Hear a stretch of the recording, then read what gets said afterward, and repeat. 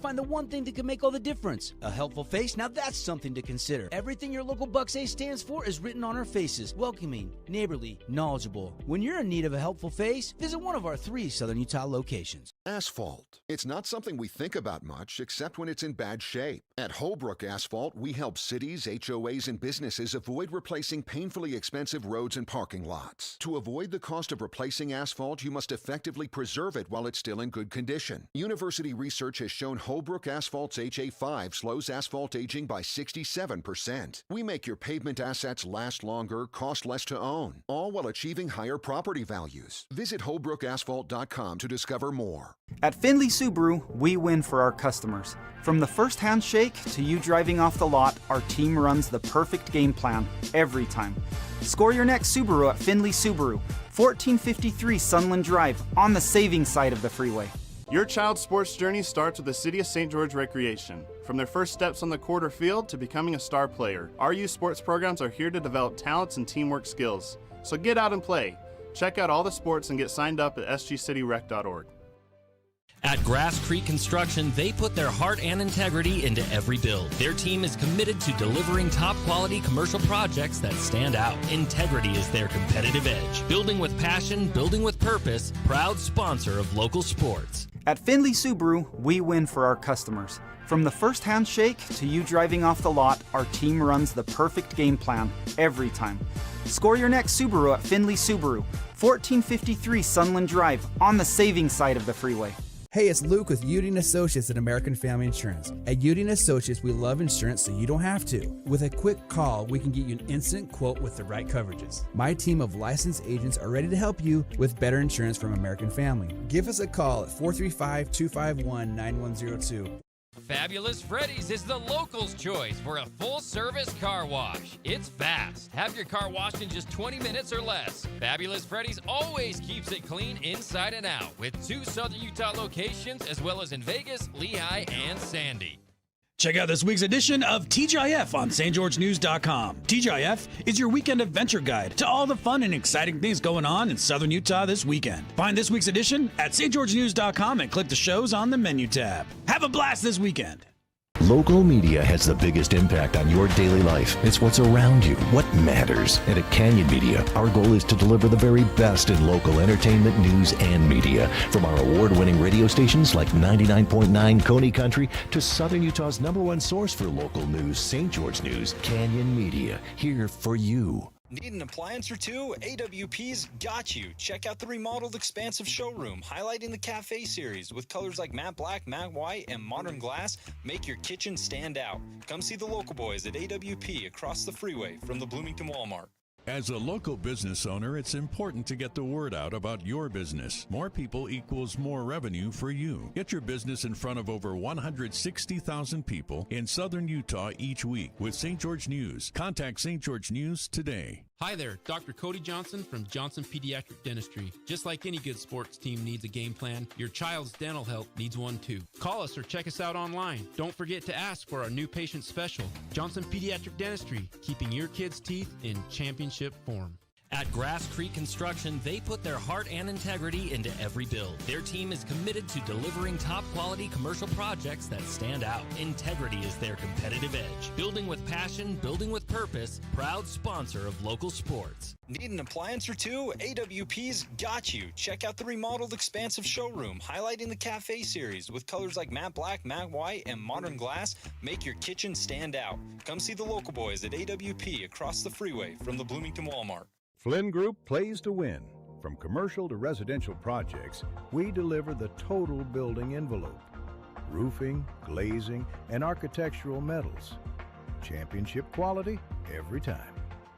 Flynn Group, we've got you covered. This cheesesteak is so freshly grilled, you can still hear it sizzling. I can hear it too. Me too. Actually, it's the Cheesesteak? grill.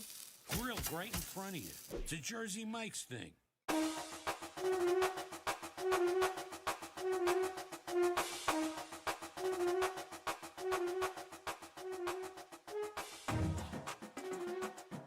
home game of the week with the Fan Sports Network crew broadcasting from Crimson Cliffs High School. The Mustangs getting ready to take on the Brighton Bengals. And we got myself, Caden Formaster, Paul Ratliff, Tara on the production side of things. We'll have Monica running camera for us. Welcome on in. And we're getting the pregame show coverage started early today. About a half hour before kickoff, we're going to talk all about some Region 9 as we get things rolling here first. And then we'll get into talking more about this game. But, Paulie, man, we got ourselves a good slate of football tonight, don't we? Yeah, a lot of good games, a lot of action around the region, and finally finishing non-region play.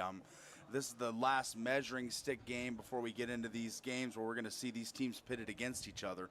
So it'll be interesting watching tonight all around the region, seeing how everyone finishes out non-region play and gets ready, leaves their lasting impression on what the other teams around the region will see from them in region play. So this should be interesting, last kind of, lasting impression for everyone to see tonight. So I'm excited.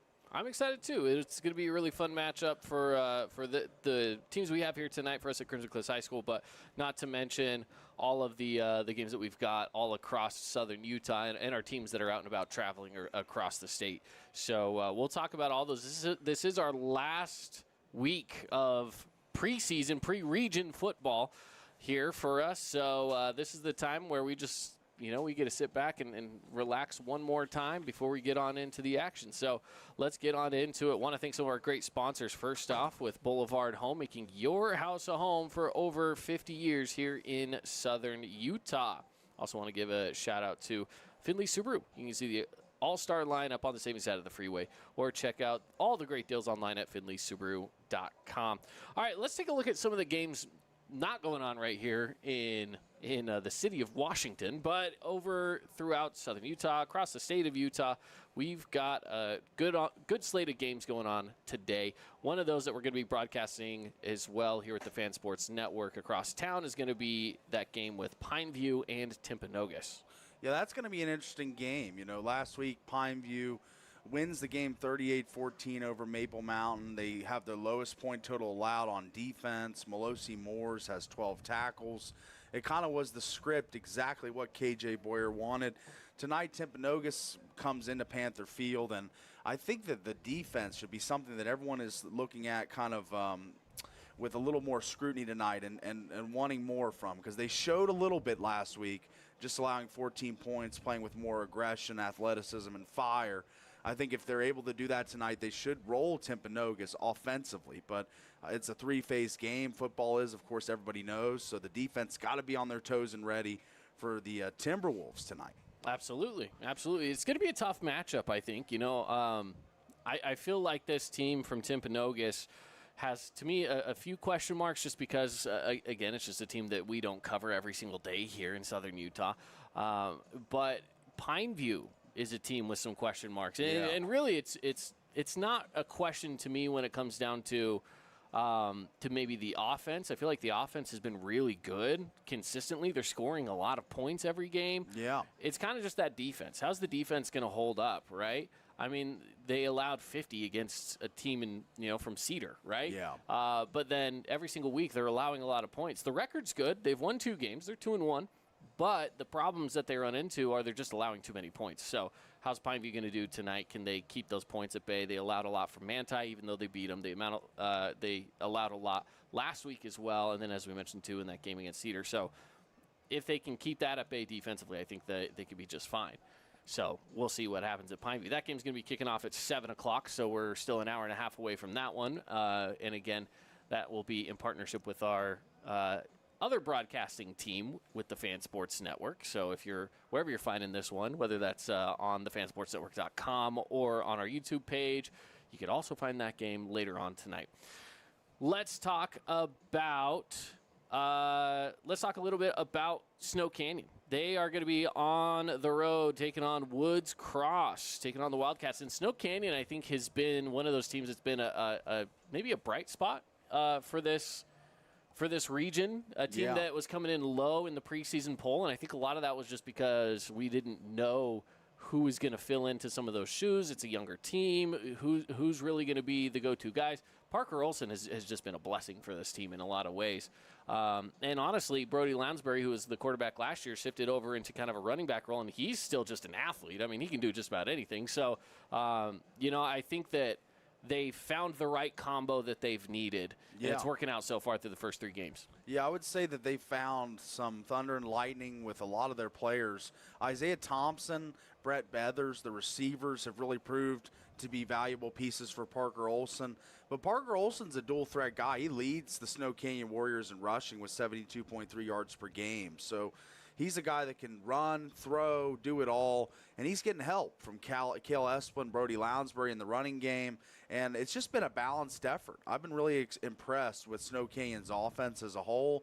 Defensively, they're just that typical Snow Canyon gritty defense. They've got 4 tacklers averaging 4 or more tackles per game. They flock to the ball. They play good team defense. They pursue the ball carrier. I mean, I've been really impressed from what I've seen on film of the Snow Canyon Warriors. I think that the Snow Canyon fans, parents, the players, everybody should be really excited about this season because they've got a chance to do something this year.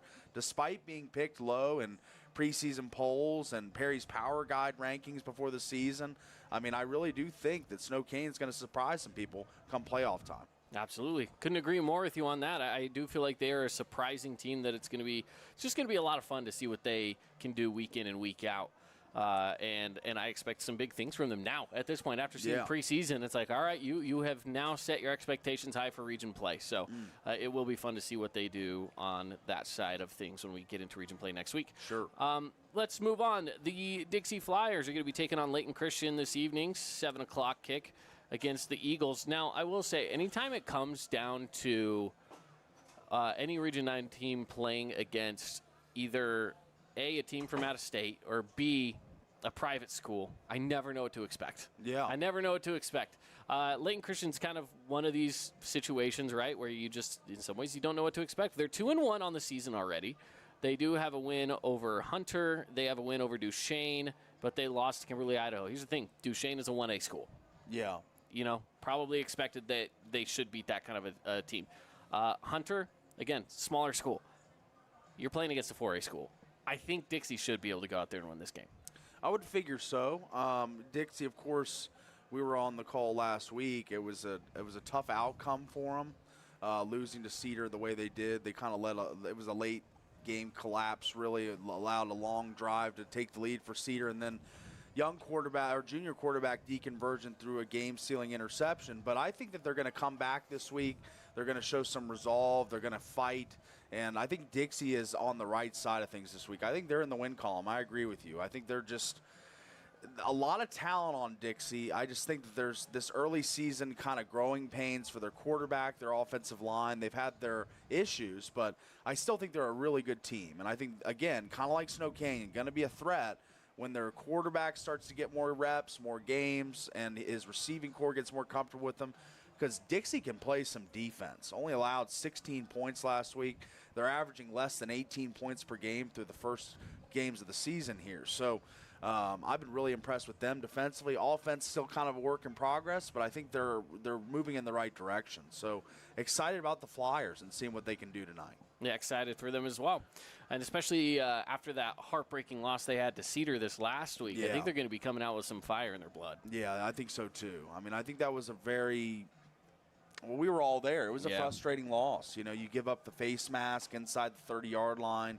The interception at the last few seconds of the game. It was just kind of and they were leading the whole game. That was the thing. Dixie was pretty much on top from wire to wire, so it was really kind of a frustrating loss. And I think Coach Liebert and the team going to have something tonight in store. So it should be exciting to watch. Absolutely.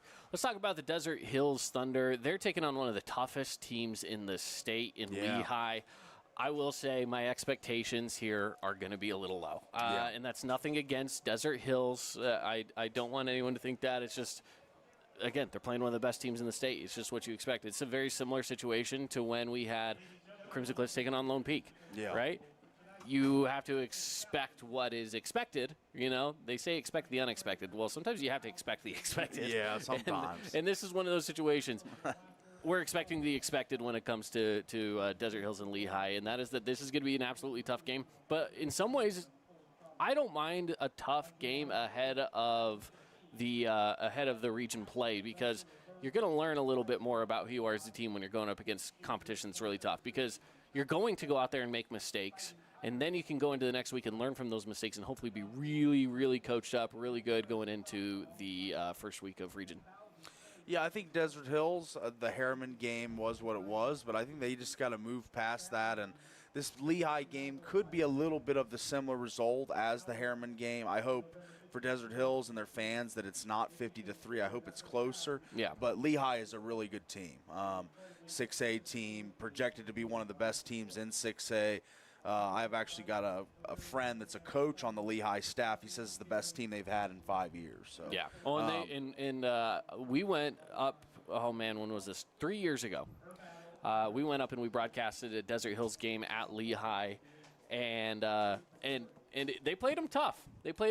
But again, that was 3 years ago. It's a different team now, right? Yeah. They have a lot of guys that are D1 college commits. You know, I mean, this is a team that is built with size, with speed, and they are going to be very tough. But again, for Desert Hills, I think you use this as a very good learning experience. Yeah, I think so too. Because, you know, not every game is going to be a tight game, is going to be a win. You know, sometimes you're going to take your lumps. And Desert Hills, to their credit, scheduling this season in the non-region play, they've done a really good job of testing themselves. I mean, they've probably played them and Crimson the toughest slate in non-region play thus far. So this is a big game for them to see where they're at. You know, like you say, Caden, to kind of measuring stick, see what they need to improve on before region play and get going in the right direction. So I'm hoping to see more from the offense tonight. That's kind of been Desert Hills' defense been better. And Drayson, the running back, Isaac's done a good job. I think they just need a little more from the passing game, and hopefully they get some tonight to keep this game a little closer than we expect. Absolutely. Finally, we have Hurricane at Grantsville as one of our final games to talk about here. And my personal opinion, I think Hurricane gets themselves another win. 4-0 start. I think they start 4-0. Yeah. I really do. I think so, too. I mean, they've been super impressive last year. Just the rebuild, the recalibration, the restart, whatever you want to call it for Jerry Cowan. He's done a great job getting through and connecting with the kids, getting the most out of them, and getting more turnout. I mean, the highest turnout for Hurricane football in years. So I think that their program, not only on the rise this year but going forward, but, yeah, I think they start 4-0 too. Should be a fun night for Hurricane fans tonight. Now, I will say the one fun thing for Hurricane fans and for our Crimson Cliffs fans tuning into the game is that is the first game of region play is Crimson Cliffs at Hurricane. And I think that's going to be a phenomenal matchup. I think that's actually going to be a really fun game because it'll be a good test to just kind of see, well, how good are the Tigers when you're going up against the reigning state champs, you know? All right, well, let's take a bit of a break. When we come back, we'll be diving into the pregame coverage. Crimson Cliffs Mustangs, the Brighton Bengals, head-to-head when we return with the pregame show coverage on the Fan Sports Network. Everyone loves local sports and, of course, loves ice cream. And the best ice cream on the planet is Handel's Homemade Ice Cream. Open late every day of the week with dozens of delicious flavors. So after your favorite team wins, head over to Handel's to celebrate with locations in St. George, Layton, and Woods Cross. Huge news! Sport Court has a brand new showroom and design center, and it's next level. See why so many are choosing Sport Court here in Southern Utah for top quality basketball, pickleball, and multi-purpose courts. Learn more at sportcourtofsouthernutah.com. Scooter's Coffee and Hurricane is the best way to start your day or get you through your day. From breakfast sandwiches to cinnamon rolls to amazing smoothies and, of course, coffee. Anytime is a good time to sip and smile Scooter's Coffee. Open 7 days a week. Flynn Group plays to win. From commercial to residential projects, we deliver the total building envelope. Roofing, glazing, and architectural metals. Championship quality every time. Flynn Group, we've got you covered. Hey, it's Luke with Udine Associates at American Family Insurance. At Udine Associates, we love insurance so you don't have to. With a quick call, we can get you an instant quote with the right coverages. My team of licensed agents are ready to help you with better insurance from American Family. Give us a call at 435-251-9102. Your child's sports journey starts with the City of St. George Recreation. From their first steps on the quarter field to becoming a star player, our youth sports programs are here to develop talents and teamwork skills. So get out and play. Check out all the sports and get signed up at sgcityrec.org. Did you know that St. George News has a new app? Download the St. George News app today and stay up to date on everything happening in Southern Utah. Get instant notifications on news, weather, sports, and more. Download the app today and get your local news now. Create your own relaxing, comfortable space. Boulevard Home offers the guaranteed best prices on furniture, appliances, mattresses, and more. And buy with no interest financing. Shop Boulevard Home, because home is who we are. This cheesesteak is so freshly grilled, you can still hear it sizzling. I can hear it too. Me too. Actually, it's the Oh, cheesesteak? grill. Grilled right in front of you. It's a Jersey Mike's thing. Nets on Fire is the place to hoop in Southern Utah. Elevate your game with group or individual training with elite coaching. Hustle to netsonfire.org to learn more and see why so many rising stars hoop at Nets. Nets on Fire, building champions on and off the court.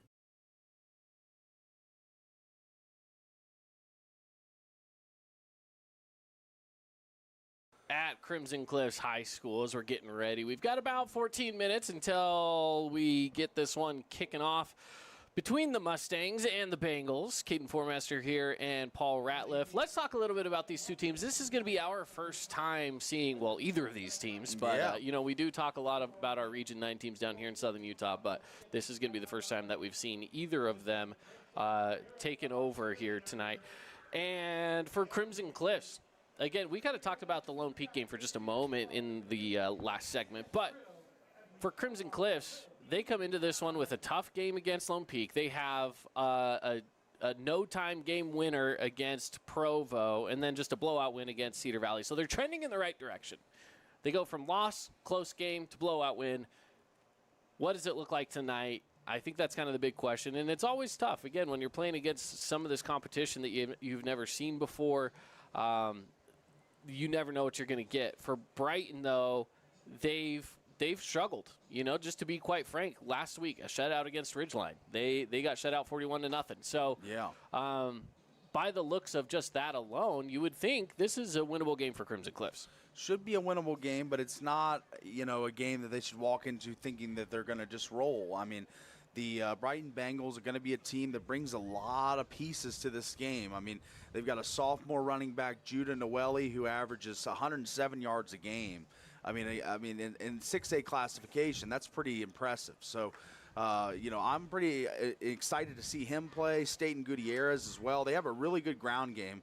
2 rushers over 100 yards, averaging over 100 yards. So, this is going to be a team that likes to ground and pound. They're going to try and run it right at Crimson, be physical. But it looks as if it's more of a predicated offense based on running. We don't know a ton about Brighton, but what we've seen on clips and highlights and film, it looks as if this is a smash mouth, run right at you type team that will mix in the play action and throw a little bit, but mainly going to do most of their damage on the ground.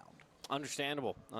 Yeah, you look at some of the stats as you mentioned, some of the passing stats, and they're all right. You know, they're all right, but the main stats are really coming through the ground play, right? They're coming on the ground through the running backs. Over 200 yards a game on the ground, so pretty impressive for them in the running game. So absolutely. Yeah, so that's what we can kind of expect from that side of it. Oh, and in talking about the run game, continuing it on with Crimson Cliffs, they've got a guy in Van Daly who's been really phenomenal as well as a back. And so you got to give him some love, give him some credit. He's been really good as well. Yeah, he has. He's shown that taking the lead back role from McCord Christiansen from a year ago, now he's the guy, and he's shown that he's taken that opportunity and running with it. We talk so much at Media Day about Crimson and the loyalty of the kids in the program, waiting their turn, you know, and it's kind of hard in today's world in college athletics with the transferring, and so now even high school, it rubs off, and kids want to go where they can play for the most part. But Van Daly waited his turn behind a lot of good players in front of him, and now he's making the most of it now that he's got his opportunity. So I'm real happy for him and that he's really had a great year. I mean, that's an understatement, an amazing year. So hats off to Van and the offensive line. Got to give them credit as well. Yep. They do a great job. It seems like whoever you can put back there, year after year after year, plug and play the running back, this offensive line is going to create holes and openings for them to run through. So I'm looking forward to the 2 running games. You know, Brighton averaging over 200 yards a game on the ground, and Crimson with the big offensive line, Van Daly, what do they do to control the clock? I mean, that's what Brighton's going to try and do to them. So do they try and do a little bit of it back to them, feed them their own medicine? That's one of the things I'll be looking for early on in this game. So really, really anticipating kickoff now as we're getting close to it. We got the big Crimson inflatable for them to run through the helmet. I mean, things are starting to get ramped up here, Cade. They are. They're starting to get ramped up. We love to see it. No, this is going to be a fun one, and it's kicking off a little early, a 6 o'clock kick. The reason being, if you're wondering and tuning in saying, hey, why is this game moved up an hour early, there's some expectation that there could be a potential storm moving through, and so they thought, well, maybe we can try to get the game in before a storm comes through and we don't have to deal with lightning delays. We can just play. We can go from A to Z with no stoppages. So that was the plan. That was the thought process ahead of time. If you're wondering why are we doing this early, that is the reason why. So giving you a little heads up there. I think this is the only game that is playing to that strategy. So we'll see how the other games end up panning out. Now, after this game, once we are done and wrapped up, you can just stay tuned in wherever you're watching, and it'll kick automatically on over to that game going on at Pineview High School. So we'll stay with you on that one. On the radio side, we'll be back and forth a little bit potentially. If this game is good, tight, close game, then we might just keep you right here. But starting off on the radio, for all of our radio listeners, we will be bringing you this Crimson Cliffs game here for at the very least the first half of football. We'll see how we're looking at halftime. But don't forget, you can still always tune in to the other broadcast from Pineview High School at any time by going over to thefansportsnetwork.com or to the Fan Sports Network YouTube page. About 8.5 minutes to kick. Want to thank some of our great sponsors like Honolulu Grill, spreading aloha. You can stop on in for your favorite Hawaiian dishes at Honolulu Grill. And Bucks Ace Hardware. Think Bucks with their 3 Southern Utah locations. Going to take another break. More of our pregame coverage when we return here with the Fan Sports Network. Hey, St. George, this is Brian. I'm the new owner of your local Everbowl. Looking for a delicious, nutritious meal? Come to Everbowl. Our acai bowls are packed with superfoods to fuel your day. And it's where Region 9 sports fans fuel up. We love giving back to our community, and over the years, we have provided vehicles for families in need, supported local charities, and helped train our first responders. Dealer Collision, your place for collision repair.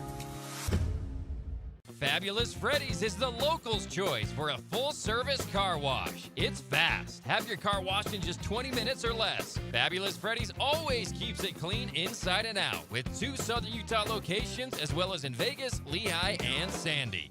Hey, have you tried the St. George Stretch Lab? It'll help boost your athletic performance, help you feel less restricted in your movements, knock out those nagging aches and pains, and melt away your stress. Right now at the St. George Stretch Lab, get an intro stretch for just $39. That's $30 off. Mention keyword radio.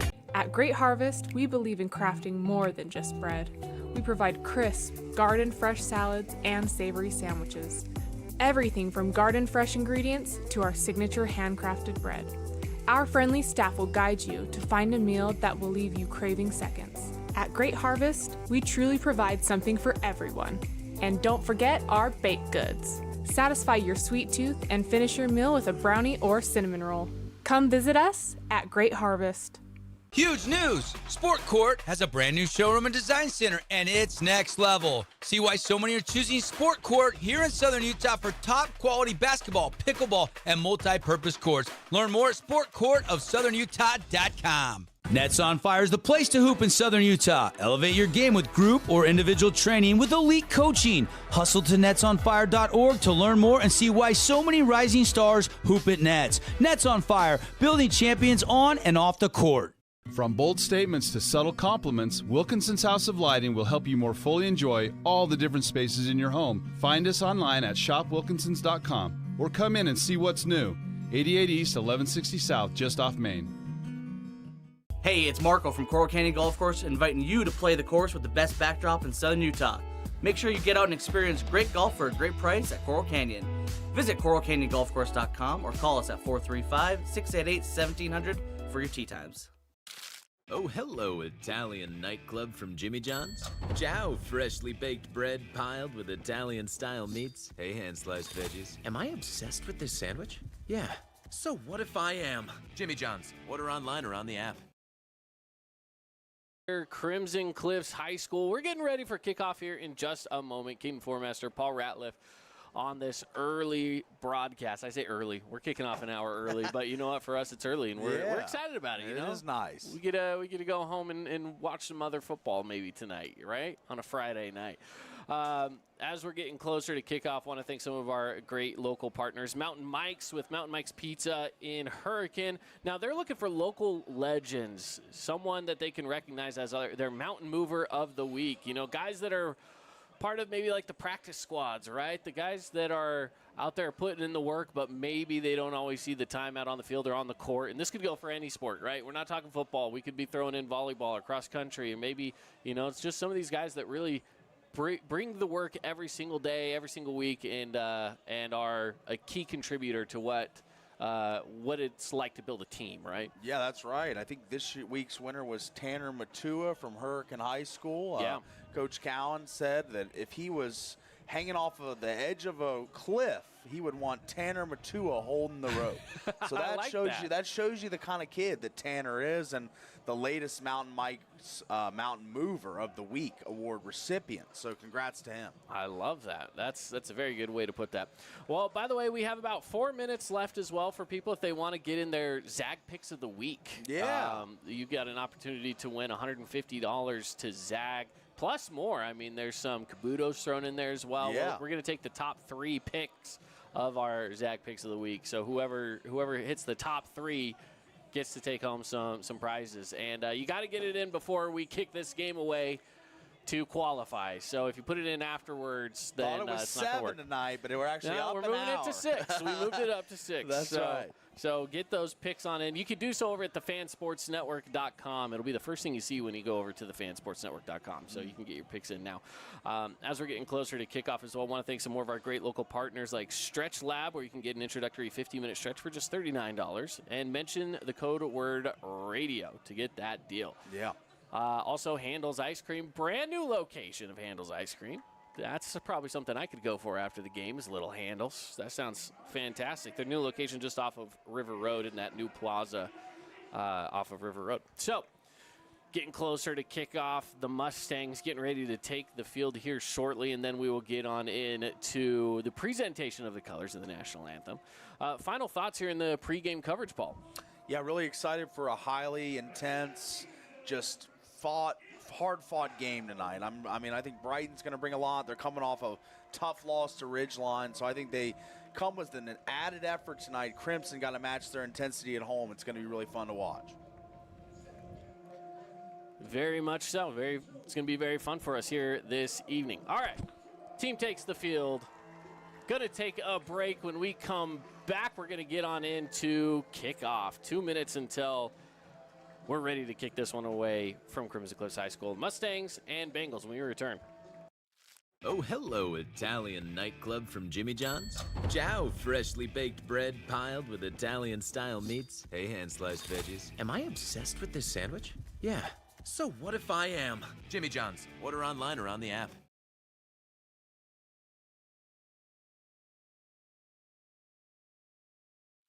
Oh, hello, Italian nightclub from Jimmy John's. Ciao, freshly baked bread piled with Italian-style meats. Hey, hand-sliced veggies. Am I obsessed with this sandwich? Yeah. So what if I am? Jimmy John's. Order online or on the app. Aloha, sports fans. It's Boo and Nick from Honolulu Grill. Come get a taste of the islands. Try our famous Kalua pork or tender teriyaki chicken, and you'll love our mac salad and sweet sauce on your rice. Don't forget to try our original Kava 8 at Honolulu Grill. It's game time. Welcome to the Back Nine. We bring the world's best courses to you. Elevate your game at any time with 24/7 access to top-tier golf technology and expert PGA instructors available. Back Nine Golf is a place to improve your swing for all ages. Join us today. 3, 2, 1, 0. Welcome to House of Jump, where gravity meets excitement. Jump, dunk, and dodge your way into a world of laughter and adrenaline. Whether you're a high-flying pro or just looking to defy gravity, House of Jump is where the thrill begins. Elevate your fun, slam dunk like a champion, and dodge obstacles with style. House of Jump is where every moment is a soaring adventure. So what are you waiting for? Head on over to our house, the House of Jump, or purchase Jump Time online at houseofjump.com. At Finley Subaru, we win for our customers. From the first handshake to you driving off the lot, our team runs the perfect game plan every time. Score your next Subaru at Finley Subaru, 1453 Sunland Drive, on the saving side of the freeway. Hi there, Dr. Cody Johnson from Johnson Pediatric Dentistry. Just like any good sports team needs a game plan, your child's dental health needs one too. Call us or check us out online. Don't forget to ask for our new patient special. Johnson Pediatric Dentistry, keeping your kids' teeth in championship form. From bold statements to subtle compliments, Wilkinson's House of Lighting will help you more fully enjoy all the different spaces in your home. Find us online at shopwilkinsons.com or come in and see what's new. 88 East, 1160 South, just off Main. Hey, it's Sheldon Demke. Check out the latest episode of What's on the Menu, a behind-the-scenes tour of local restaurants. We'll see some of their favorite dishes and get an inside look on how these dishes are prepared. Check out this week's episode at stgeorgenews.com and click the shows on the menu tab.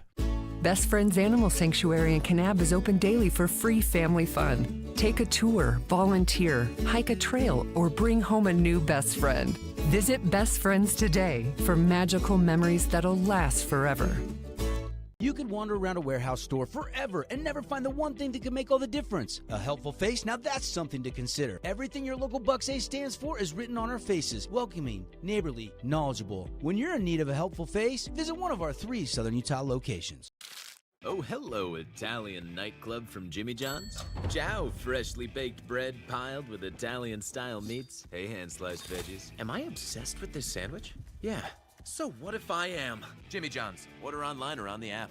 At Grass Creek Construction, they put their heart and integrity into every build. Their team is committed to delivering top-quality commercial projects that stand out. Integrity is their competitive edge. Building with passion, building with purpose, proud sponsor of local sports. From bold statements to subtle compliments, Wilkinson's House of Lighting will help you more fully enjoy all the different spaces in your home. Find us online at shopwilkinsons.com or come in and see what's new. 88 East, 1160 South, just off Main.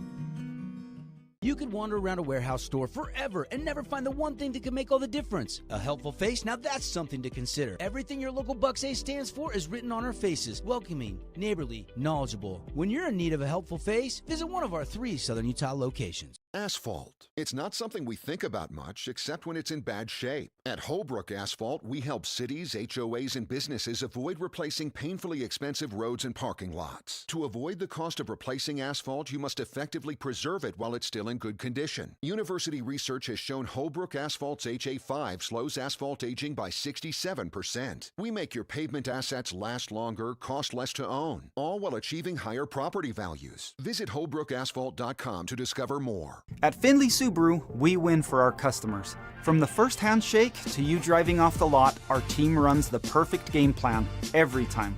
Score your next Subaru at Finley Subaru, 1453 Sunland Drive, on the saving side of the freeway.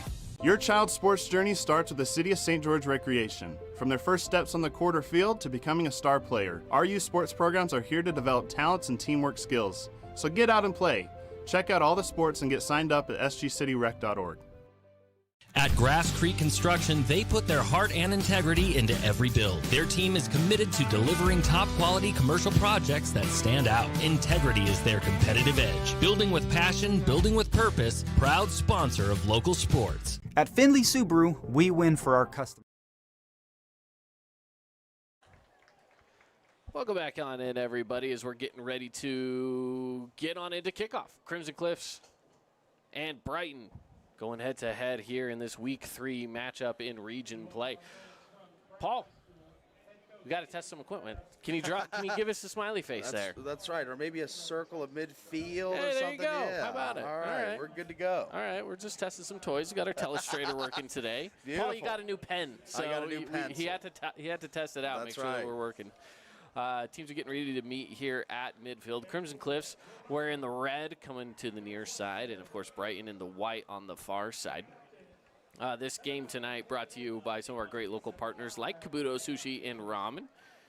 Check out Kabuto's over in, what do they call that place over? The Promenade at Red Cliffs is what it's called. That's The right. Promenade at Red Cliffs. Got all those new stores over there and that new development there. I like that. Go check out Kabuto's.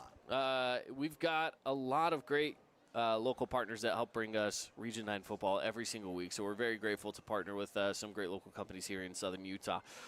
Well, as this game is getting closer, as the coin toss is now out there happening on the field, we've got a lot of great games all across the state of Utah, but this is the final week before we get into region play. Do you feel like we've seen a good sample size so far of the region teams?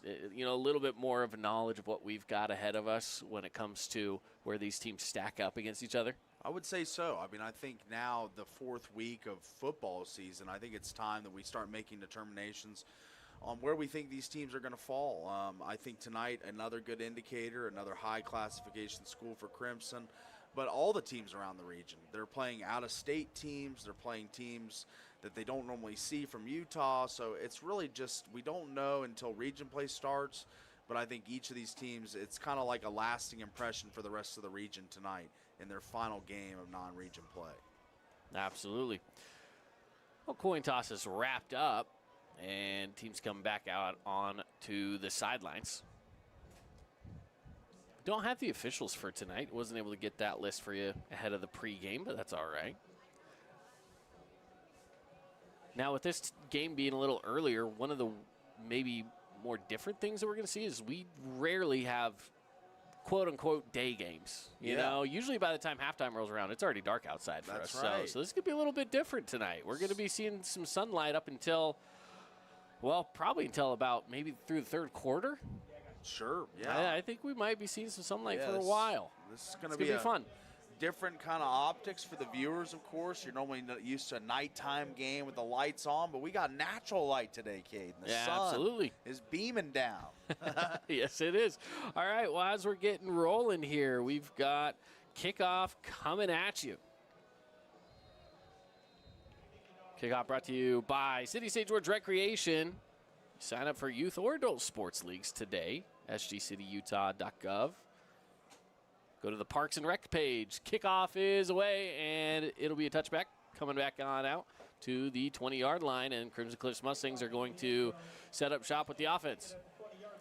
Yeah, going to be really interesting to see what approach they take tonight offensively. Will it be a Van Daly kind of offensive line type game, or does T. Andresen, air it out a little more to Jackson Holding crew? We'll see. But they start out in the spread offense. Anderson, the quarterback. He'll look to pass on the first play. Instead, he drops the shoulder and will run with it, and he will be taken down immediately. Brighton swarming to the ball there. Multiple Bengals on the scene early on, causing penetration, getting numbers, and causing a little bit of an uproar in the backfield. Number 21 for the Bengals, William Little, was the first guy on the scene to make the play. 2nd and 10. Split receivers, again looking to pass. Pressure up the middle, hit while he throws. Ball's on the ground. And Crimson's able to recover it, but not after dropping 4 yards. I don't know if they're going to say that was a forward pass or if he was hit in the act of throwing or if it was a fumble, but from where they're marking it, they're going to say it was just a fumble. Here's the thing, though. Anderson lost his helmet, and he's probably going to have to come off for a play. So they're going to bring in number 13, Emmett Johnstone, the junior, for a play. Yeah, that was a leak in the offensive line. Pressure right on Andresen early, and he just gets crushed. And from the first handshake to you driving off the lot, our team runs the perfect.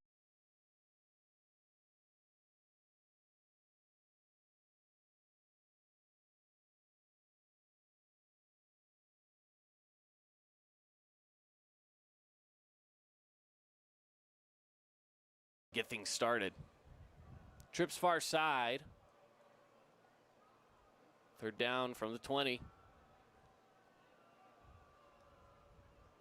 Again, looking to pass on 3rd down. Going to that far sideline. Caught And it's going to be about a 22-yard gain to the far side of the field for Truman Horn. Yeah, what a play there. You get that from your backup quarterback, as we're going to see Andresen enter the game again. But what a throw and what a poise from coming cold off the bench to make a 20-yard pass. And now the Mustangs set up 1st and 10 ahead of at the sticks and moving forward here. And another just bust in the offensive line as Van Daly tackled for loss in the backfield as, man, the Bengals defensive line getting a early penetration and having their way a little bit with Crimson's O-line in this first quarter here. And you look across that front for the Bengals, that is a big defensive line. They run a 3-man front, but they're extremely big, talented, fast, and athletic, and it's shown early on in this game. Snaps away, pass, caught. Diving through a few defenders is Britton Phillips. Britton Phillips, the number 2 receiver on the team, yards per game wise. As this is a little swing pass here. It was looking like a tunnel screen was the setup they were trying to get, but unable to get the blocks to spring the receiver. Anderson back in at quarterback now after that one play where he lost the helmet. He's looking good so far. It looks good again here. Oh, he bobbled it. Incomplete. Phillips had a hand on it, and the defense comes in and breaks it up immediately. Let's check it out here on the replay.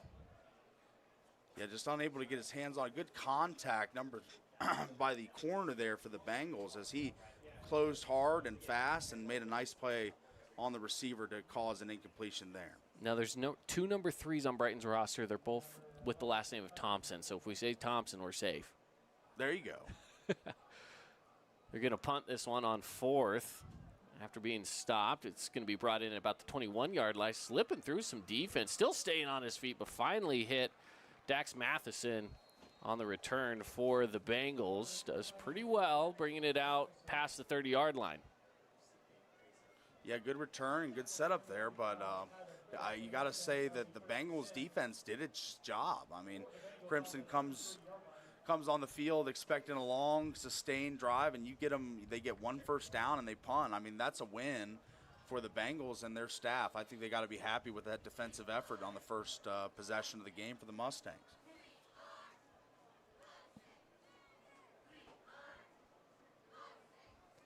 First and 10, and they got him to jump. Good old hard count there. Got him jumping. That was number 94, Tristan Payne for Crimson Cliffs. A little too much weight on their hands. I've had that problem as a former defensive lineman. You just get too heavy on your hands, and any hard count, any movement, you're just going. So there was no movement for them to move on, but they decided to go a little early there. So first and 5.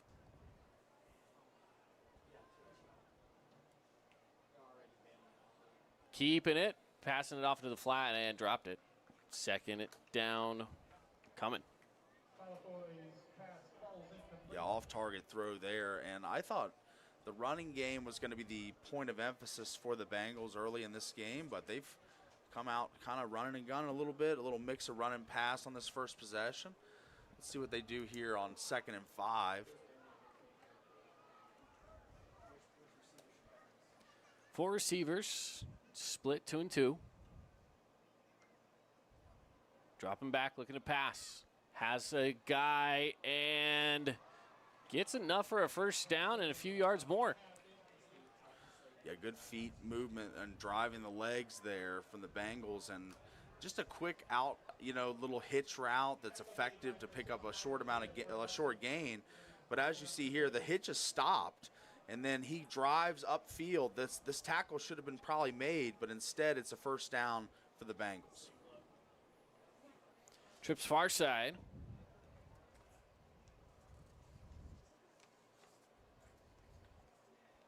Again, looking to pass. Going to go with the screen play. Big hit taken down. Mason Linton was the receiver. Looked to be taken down by, I believe that was number 9, Nathan Entz.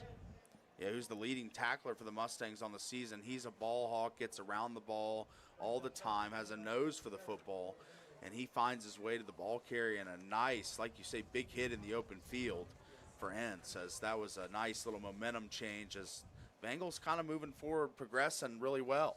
2nd and 7. They went with the option play and got stuffed up immediately, dropped for a loss. Held on to it for a little too long before he handed it off to Landon Hill. Yeah, Colby Chong there, the defensive lineman, the senior for the Mustangs, busted through first, made the play in the backfield. It was really impressive penetration. We've seen that from both teams early in this game, the penetration being kind of a point of emphasis. So here we go. 3rd and 9, snap away, looking to pass, looking deep down the sideline. Does he have his guy there? He does. Touchdown. A flag is coming out.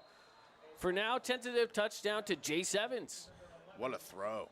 As we see on the replay here, this is just a great protection from his offensive line. He's got plenty of time to set his feet, and the ball flies. And a beautiful catch and just down the sideline. I mean, I think the huge thing there was the protection.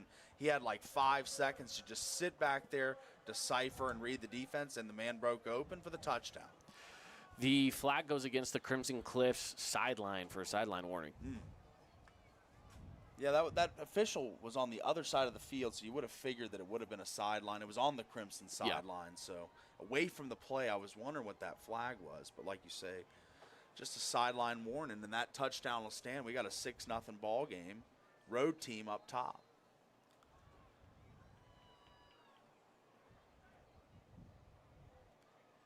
PAT pending. And kick is up, and it is good. So a 7-0 game in favor of the Bengals. They march it all the way down after punting one away. We're going to take a quick break. 7-0 when we return. Hey, it's Luke with Udine Associates at American Family Insurance. At Udine Associates, we love insurance so you don't have to. With a quick call, we can get you an instant quote with the right coverages. My team of licensed agents are ready to help you with better insurance from American Family. Give us a call at 435-251-9102. Fabulous Freddy's is the locals' choice for a full-service car wash. It's fast. Have your car washed in just 20 minutes or less. Fabulous Freddy's always keeps it clean inside and out with 2 Southern Utah locations as well as in Vegas, Lehigh, and Sandy.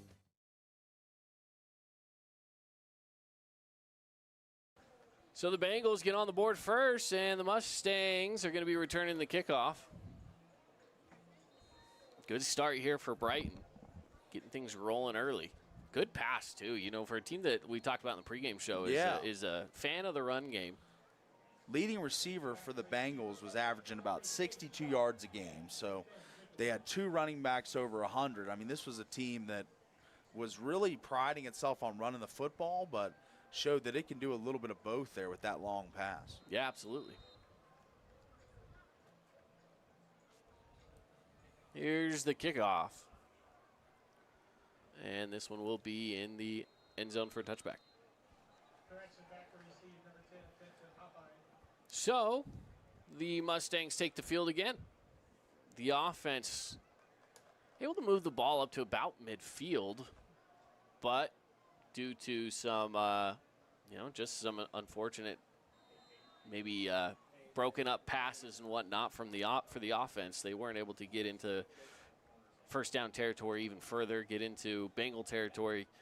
They stay back far enough. Let's see what they can do here with 1st and 10 from the 20. Anderson's going to go with a handoff, cutting through and gaining about 3 yards is Van Daly. Yeah, Van Daly going to be the guy they lean on to run the football and carry between the tackles and the teeth of the Bengal defense, and he did it there to not much avail, not much running room there. Pass is caught. Stays on his feet long enough. Ball is out. Fumble, and the Mustangs will recover it. Looked like he was going down at the 31. In some ways, you're okay with that. And a great play here by Britton Phillips. You see him right here make a block, and this is going to spring the receiver to get a couple extra yards. I mean, receivers blocking, it doesn't always happen, but it was prevalent on that play. Not to mention that he's able to jump back on the ball as well. Running it out to the near side.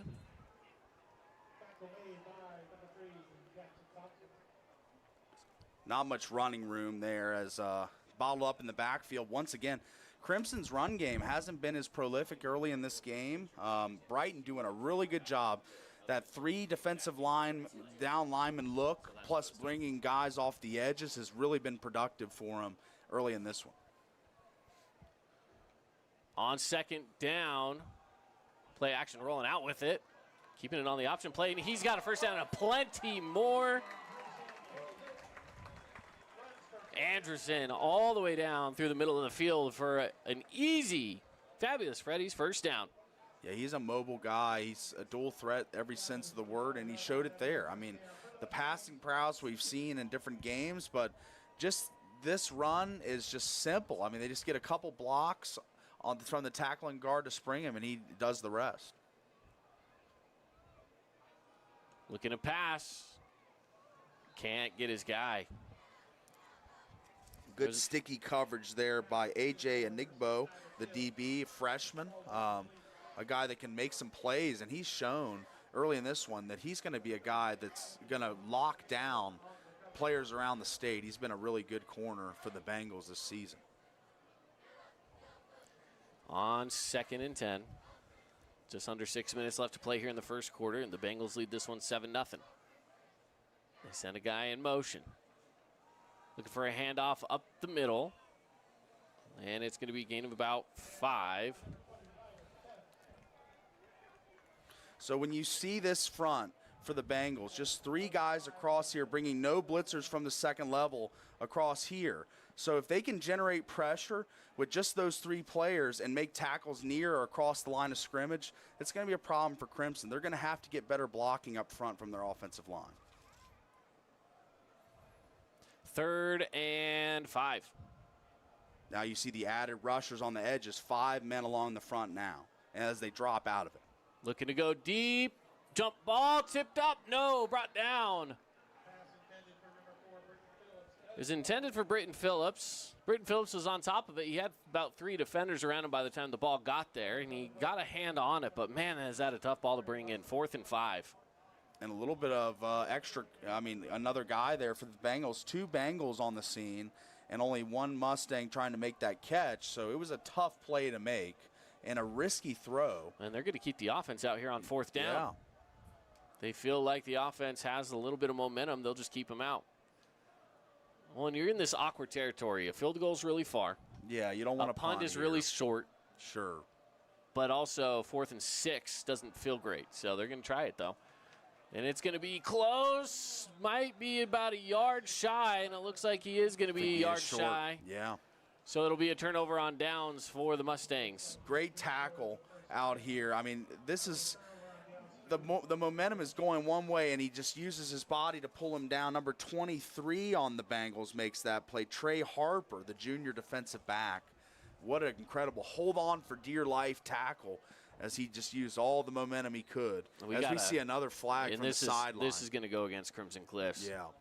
This is going to go against the sideline here. They already got the warning, so I'd assume this is going to be 15 for them. Well, you can see at the bottom of your screen, Coach Lofapo right there just above the Crimson Cliffs score.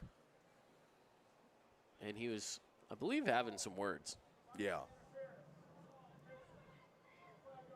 So it's an interference of some sort, they said, against Crimson, sideline interference. So 5-yard penalty. I'm glad it's not an unsportsmanlike. Yeah. I don't want someone out there chirping and saying something they're not supposed to.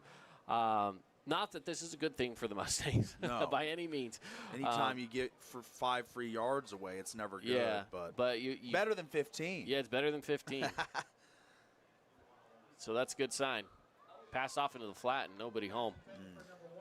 So it'll be 2nd and 5. Good idea there, trying to get it to Mason Linton, but just a little bit too much sauce on that pass as it came out hot out of the hands of the quarterback.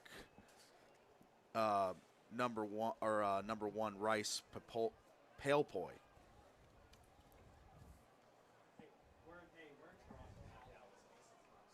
So 2nd and 5.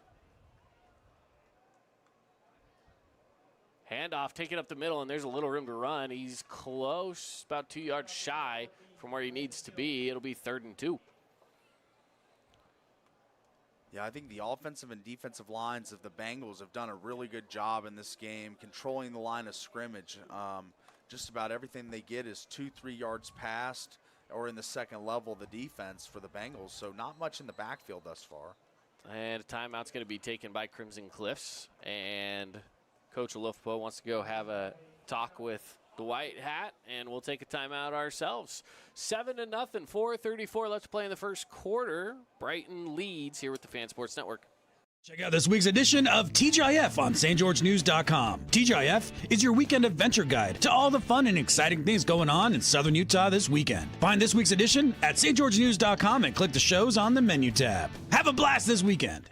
Local media has the biggest impact on your daily life. It's what's around you, what matters. And at Canyon Media, our goal is to deliver the very best in local entertainment, news, and media. From our award-winning radio stations like 99.9 Coney Country to Southern Utah's #1 source for local news, St. George News, Canyon Media, here for you. Need an appliance or two? AWP's got you. Check out the remodeled expansive showroom, highlighting the Cafe series with colors like matte black, matte white, and modern glass. Make your kitchen stand out. Come see the local boys at AWP across the freeway from the Bloomington Walmart.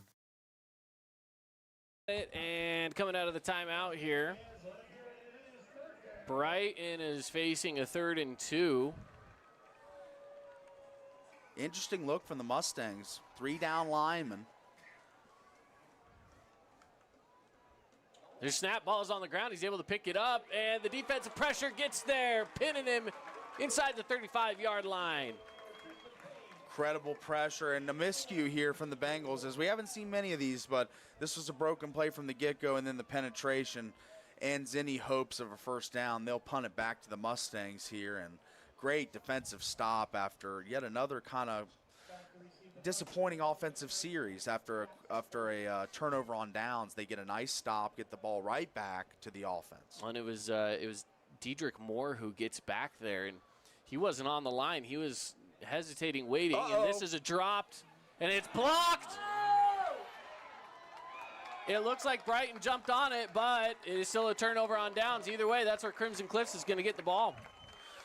Yeah, this is just a jailbreak here, and then he drops the ball, which complicates things a little bit, and then the ball's free for anyone who wants it, and man, just a bad break for Brighton and an incredible special teams play for the Mustangs. So it will be 1st and goal from the 10-yard line for the Mustangs, and man, that's about as good of a turn of events as you could ask for if you are the Mustangs, and for Brighton, that's a rough go of it here.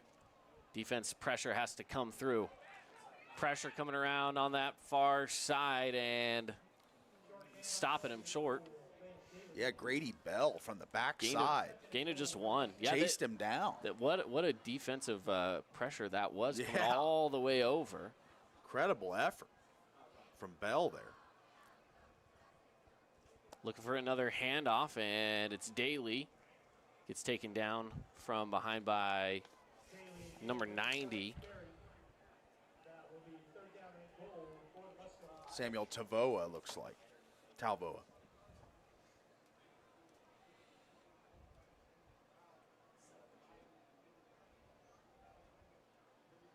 Third down, man. 3rd and 10. 3rd and 8, actually, I should say. Looking to pass all the time in the world. He's going to run it. Past the 5, looking inside, takes a big hit, but he's in. It is a Crimson Cliffs touchdown. And that's what Andresen can do. He's a guy that's got a lot of speed. He's got a brother that's a running back for the Thunder, and he looks like a running back here. Or his cousin's a running back for the Thunder, and he looks like a running back here. Shifty, the lanes, he's just changing direction and gets upfield. Takes a big hit at the goal line, but holds on to the ball for the Mustang touchdown. PAT on the way, could tie this up.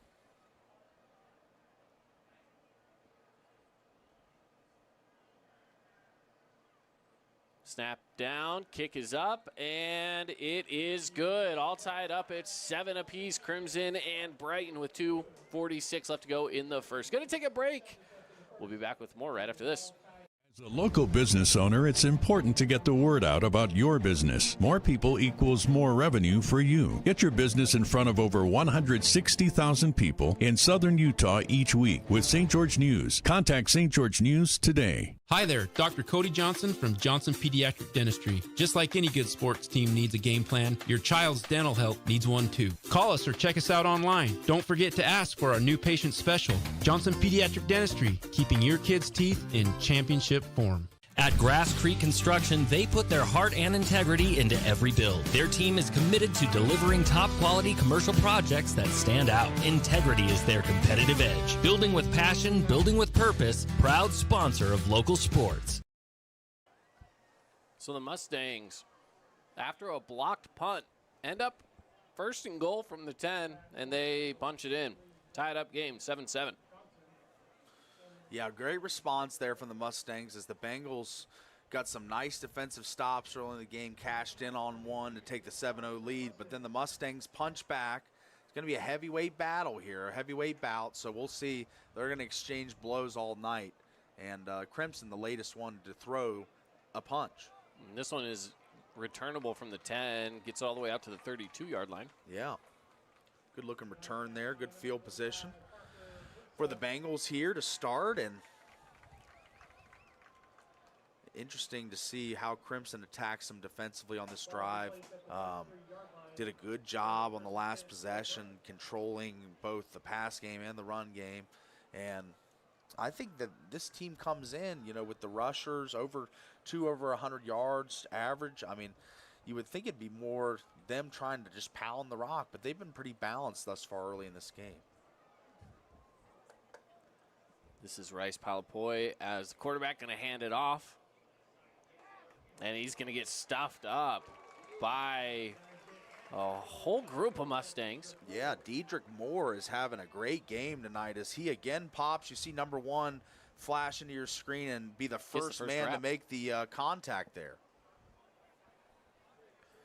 So far, a defensive player of the game candidate for sure. For sure, absolutely. So it's second down, so forward progression gave him a yard, 2nd and 9. Looking to pass, pressure coming around the backside. He's hit, he's out of the pressure, moving forward on his feet, slipping through one defender. Wow. He's got a first down and plenty more, all the way down to the 45-yard line. And a flag on the play. What a play that was. That's one of the best plays I've seen all year as he looks dead to rights here, and he's out of it and on his way for a first down if this holds up. Let's see what the flag is. Slips past 3 defenders before he's finally taken down. And there had to have been something that helped him there. Yeah, there was an illegal block. All right, look, yeah, it looks like. But what a play nonetheless, even though, you know. No, that's arguably just as, if not more impressive than the block punt that we saw. Just, you know, different type of play, you know, different type of football play, but just as impressive. So, because of where it was from the spot of the foul, they took it back 10 yards. The foul happened when he was at the 50-yard line. They put it on the 40. It is 2nd and 3 for the Bengals. They're going to go with a handoff play. Tripped up and stayed on his feet long enough to get a first down and about an extra 3 yards. Bengals offensive line really looks to be road graders, guys that can get the defenders moving along the defensive line, and that's been their hallmark this season, running the football, and I think that that's what they're going to fall back on in this game. So Crimson's got to be prepared. Defensively, got to be a little more aggressive up front. They've got 4 along the front line now, 2 edge rushers, 2 down linemen. They were doing a 3 down lineman look. They're changing looks, but Bengals had good success running thus far. Going to keep it himself and taken down right back at the original line of scrimmage on 1st and 10. Rice Palapoi had nowhere to go. Yeah, just there was so much penetration early on in that play. It just really couldn't develop for the Bengals and ends in a loss. And now 2nd and 10.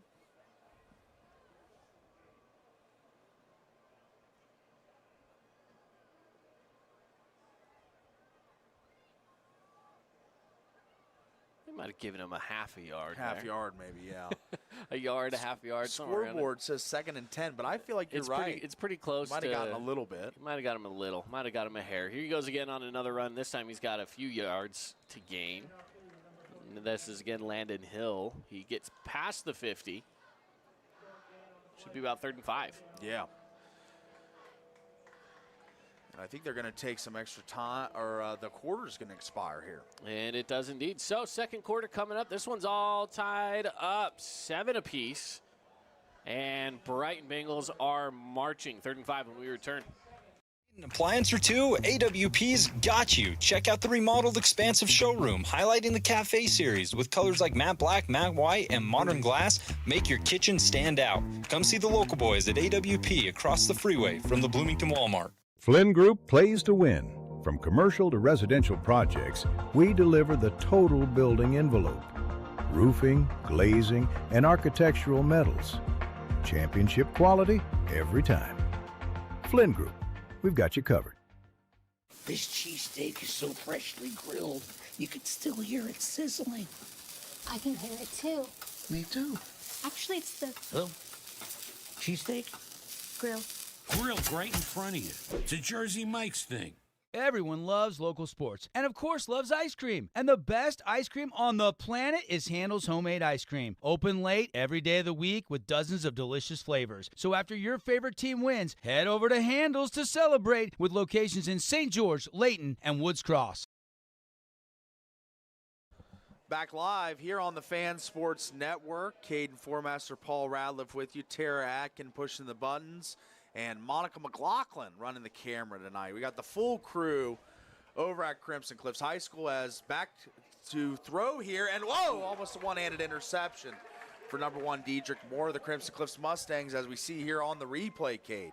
Yeah, he gets a big old paw on that, puts on the brakes just enough to reach behind him, get a paw on it, and set it up now for a 4th and 5 for the Brighton Bengals. They're going to bring out the punting unit here.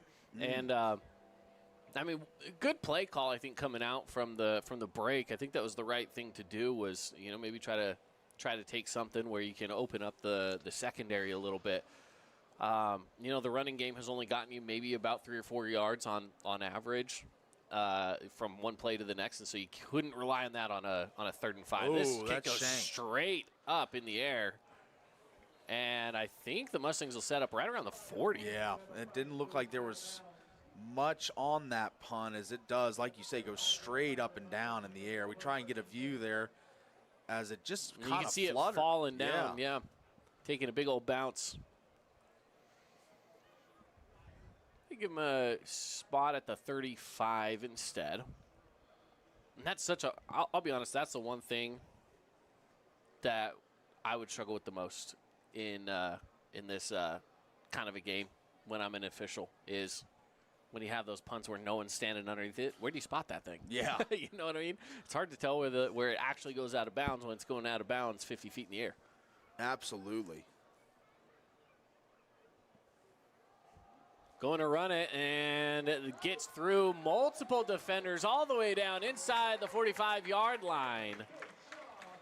Cade Shaw churning his feet there as he makes a play upfield. As we see on the replay, good blocks, though. He doesn't really get touched until the second level, and then he breaks 1, 2, and then drags a third tackler for about 5 more yards. So Crimson starting to roll here.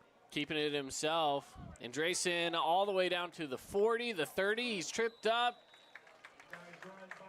Right about at the 30-yard line is where he's going to be counted out of bounds, and it's another fabulous Freddy's. First down, and they're on the move here as they got the run game going, the option game, as T gets outside the box here and just makes some people miss. I mean, just is an athlete in the open field. Going to go with another handoff play, wrapped up immediately, and there's nowhere to go for Cade Shaw this time. And that was number 99, Ilavai Thais. I mean, I don't want to botch that, but tough name, but he makes another play. He's been kind of a constant force throughout this game early on along the defensive front. So strong game from the Brighton Bengals defensive line in general. Really just doing 3-down lineman look throughout most of this game. Going with another running play here. And not much more room to go. Maybe 3 yards on the play. It'll be 3rd and 9.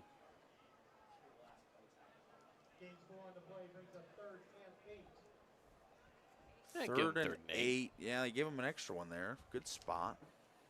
As When the offense is moving fast too, they're trying to get in motion quickly here.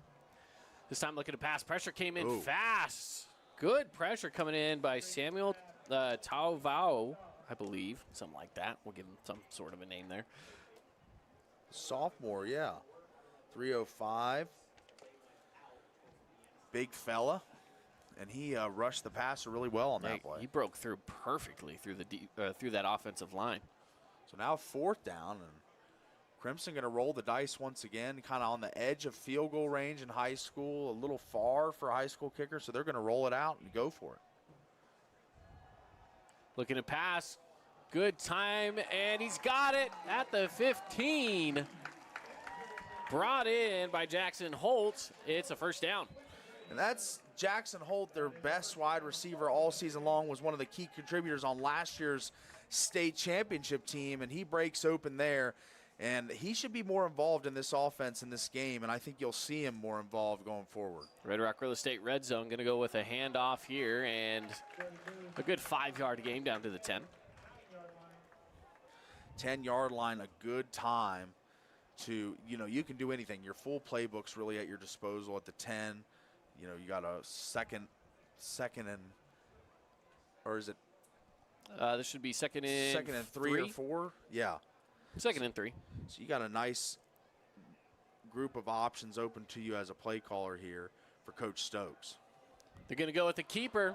And Drayson, he's got a line all the way in for the 2nd touchdown of the evening.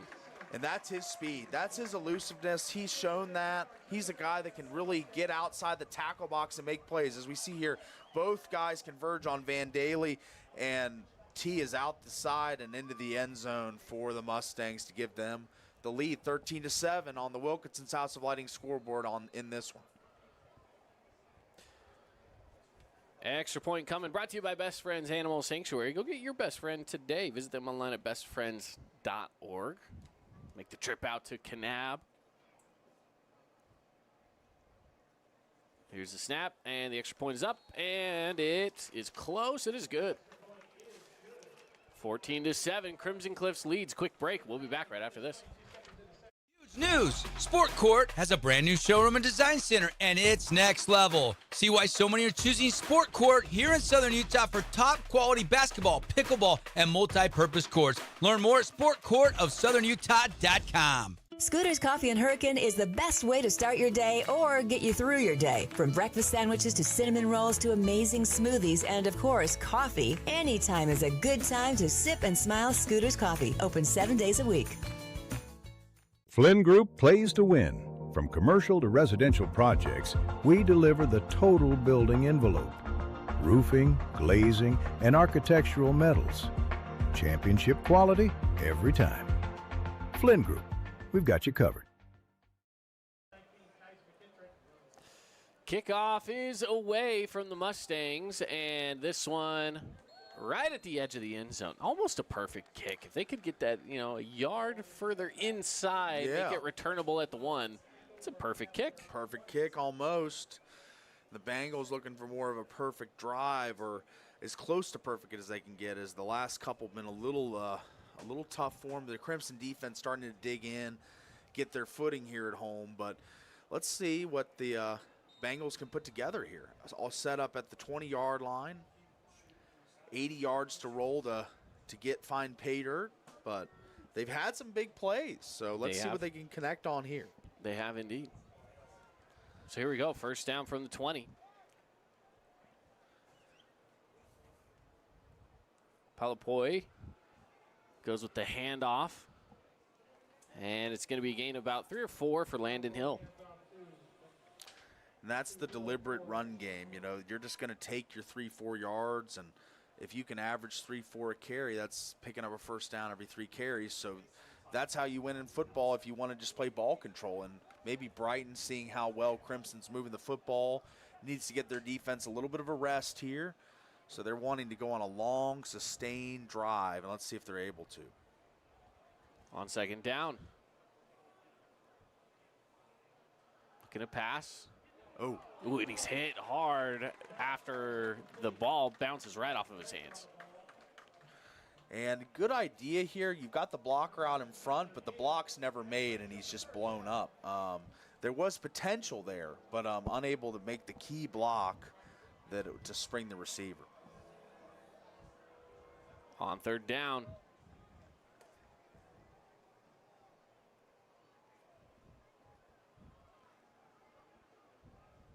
Two receivers on either side of the line. Running back off of the right hip. Looking to pass. Taking it on a run instead, and will get enough for the first down. Tripped up right at the line, and he falls forward for an extra couple of yards. 1st and 10 for the Bengals. Yeah, and that's just improv at its finest. I mean, you look here as there's a great block on the outside by Mason Linton to spring the quarterback there, Palapoy, as he makes a nice run.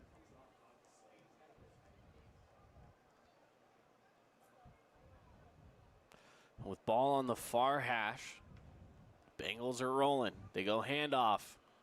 Hill again slips through and gets all the way down to the 40-yard line for a gain of 8. This is more what I was expecting from Brighton at the beginning of the game. When they scored that touchdown on the long pass, a little surprised because this was kind of more a team that I thought was going to just try and run it right at you. And now they're getting a little more into that here in the second quarter with 7 minutes and 50 seconds and ticking. He looks over to the sideline for a play call. And they're set again. Another handoff. Right at that line, he's got enough for a first down, but just enough before he was wrapped up, taken down. That was Major Stokes on the defensive stop. Major leads the team in TFLs, has a sack as well. He's a guy that makes a lot of plays for this Crimson defense, and he showed that he's trying to do his best to maintain that line of scrimmage, but Brighton doing a really good job run blocking right now. Looking to pass across the middle. It's caught. Slips through one defender. Finally is dragged down inside the 30-yard line. Great play. That was number 84. Oakley McKnight, the junior receiver, 6'5" in your program. He is tall and big, and he went up high for that one, and they're moving deep into Crimson territory, almost knocking on the door of the Red Rock Real Estate red zone here. And they're moving quick, too. Yeah. Big plays like that help immensely. Keeping the ball on the ground again, this time taken down immediately. Dedrick Moore, again, the senior, he's had a great game from the defensive perspective for the Mustangs. As again, he just finds, he's got a nose for the football, finds the ball carrier, executes the tackle, and brings up a 2nd and 8 situation here for Brighton.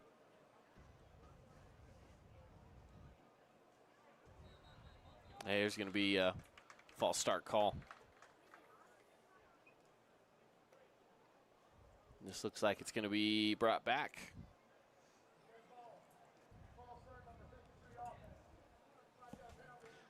So that went against number 53, if I'm not mistaken. That's Barrett Hersher. 6'5", 285 for Barrett. He's a big fella. Probably going to play next level football. 2nd and 13. The pressure's getting to the quarterback. He's able to scramble out of it a little bit down to about where they were if they wouldn't have gotten the penalty call. So it'll be 3rd down, and again, looks like now 3rd and 8. And Dedrick Moore, I feel like I'm calling his name again, makes another tackle.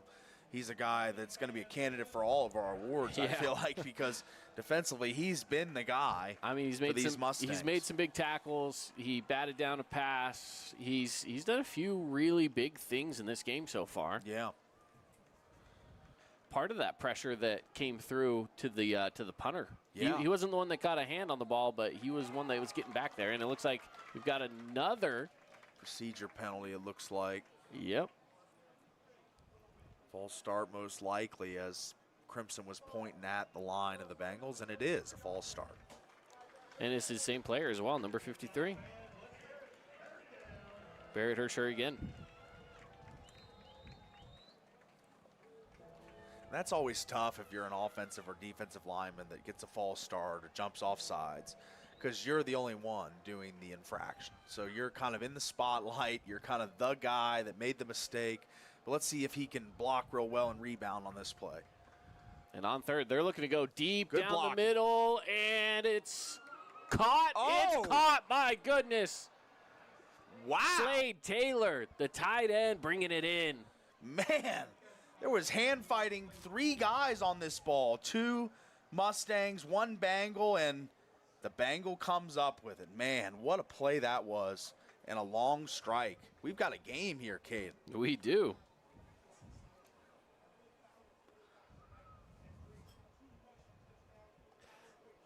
Matai and Drayson just could not get to the defender in time. And the extra point is good, tied up.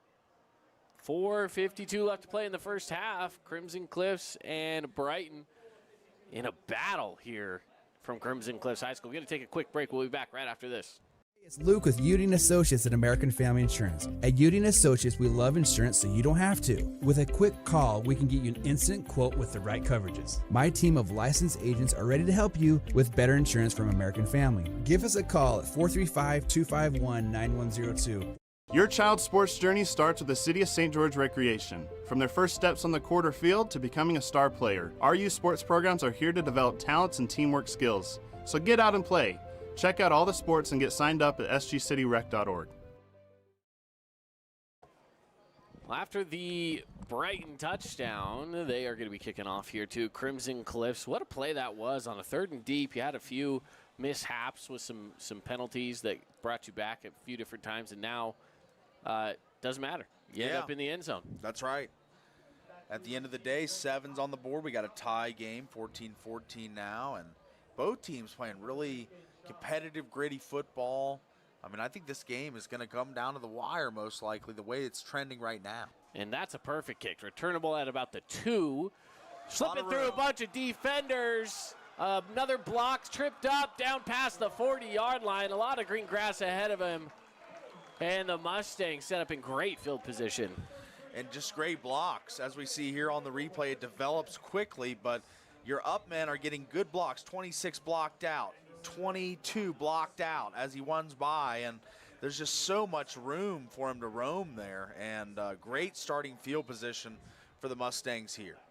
Now you had number 10, you had Jacob Winch, who was ready to block, and he decided instead to cut back inside, and so had he followed that block, he might have been all right. Going all the way down, keeping it himself for a 7-yard gain is Andresen. Yeah, he's become a big factor in this game because the running game for Crimson's so good with Van Daly that T Andresen has really taken more of a grasp of the running game and when to pull the ball in the option game. I thought he's been brilliant tonight in that regard. Absolutely. On 2nd down, a handoff, rolling away from some pressure and tripped up after gaining the 1st. Good tackle there by Jackson Thompson as he tried to, Jackson Thompson makes that tackle. As there was a lot of room for Van Daly to go if he doesn't make that play. I know 36 is right in the neighborhood. That's AJ Enigbo, but he didn't make the play there. It's a passing play up high. It's caught by Holt. Holt trying to push through some of that pressure, and he does. He falls forward for an extra few yards after getting touched. So good yards. Holt's kind of a guy that sometimes he's so good, but I feel like with all the talent on this team, sometimes gets forgotten. I mean, sometimes I feel like we got to make sure we spotlight him right here. You know, he's right there in the slot, ready to make plays whenever ready, and he's got 2 catches now and improving in every aspect of the game as the game progresses.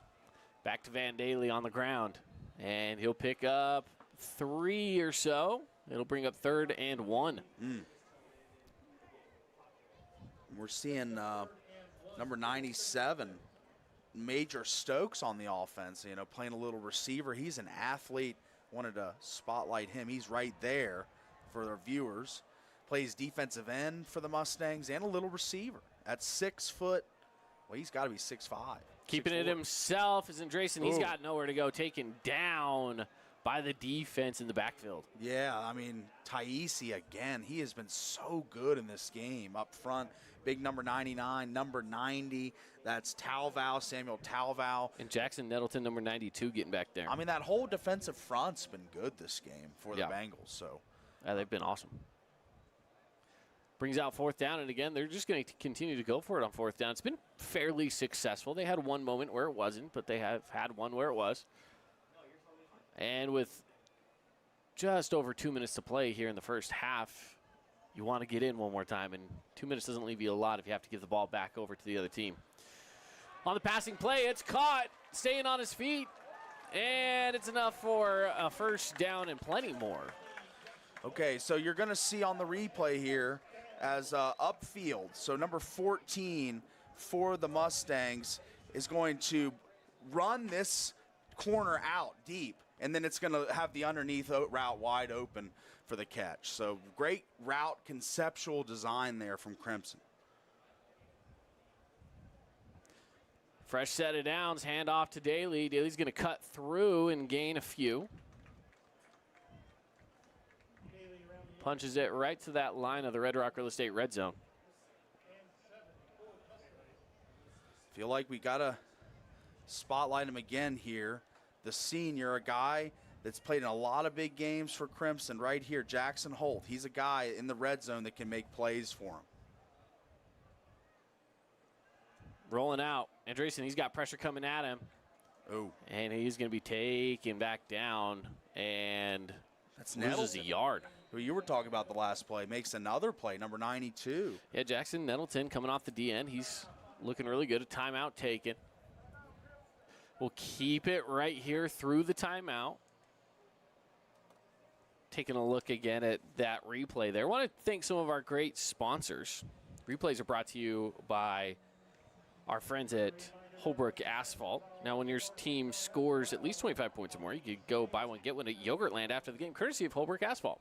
So, yeah, let's go back to the replay of that last play there, then hold it up there for us, Tara, as the Bengals only 4 players along the front, and then the down linemen, and then so they still bring a lot of pressure with just bringing 4, really. I mean, they bring 4 at the beginning, see that there's an opening 4, and that linebacker comes in off of a hesitation, and that's the guy that gets to Andreessen first. On that delayed blitz. On that delayed blitz.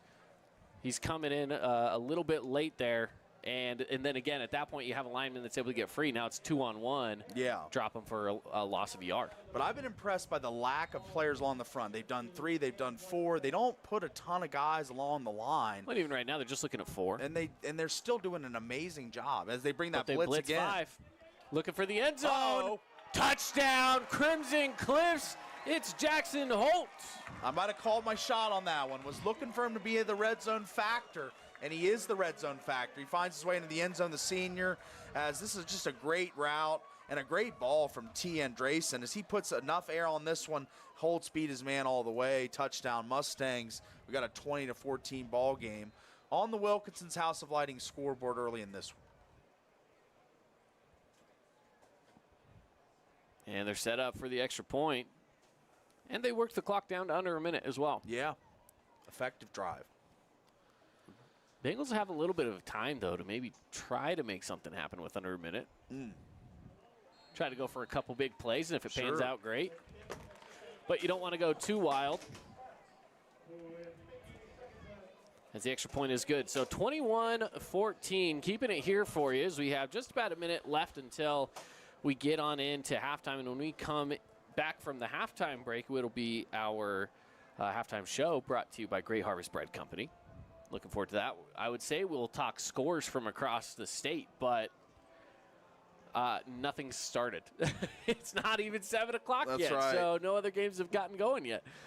Might pose problems for score updates when there's no other games really going. That's exactly right. We don't have a lot of score updates to give you, so it's all good, though. Yeah, we'll break down this one in depth and kind of look at what we're thinking second half. But this has been a great game. We've got 35 points scored in this first half. A lot of action. Yep, lots of action. It's been a fun one so far. And honestly, we're still at the point where it's anybody's game. Sure, absolutely. There's no guaranteed winner yet by any means. This kick will sail into the end zone. Those kicks have been great all night from the Crimson kickoff unit. They have been. Honestly, both sides, even on the Bengals side as well. Yeah. They dropped that last one right at the 1-yard line, which I have said, to me, that's a perfect kick, right? Absolutely. Force them to return it. Now, I will say they returned it well. They brought it out to the 40, but you still have to force the return.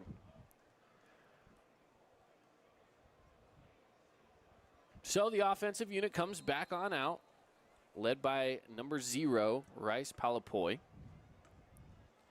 Just a junior, Palapoi, so expect to be seeing him in a Bengals uniform again next year.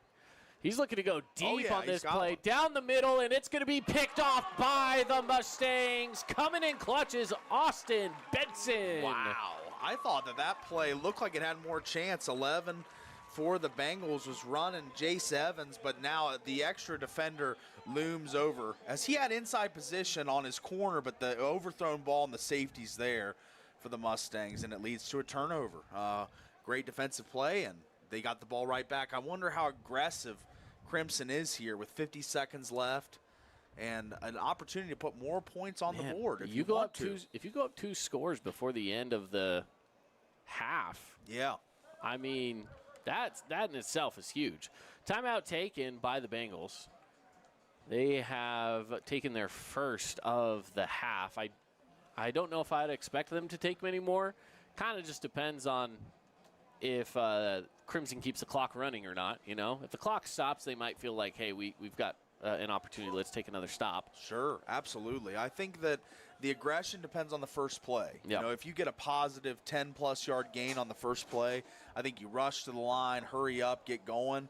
If you get a negative or short yardage play on the first, maybe just go into halftime with a 7-point lead. It's kind of a feel thing, I think, for a coach. After the first play of a drive with less than a minute, you kind of gauge your aggression by how good that first play is. So I'm really interested to see the script here and what they call coming out of this timeout.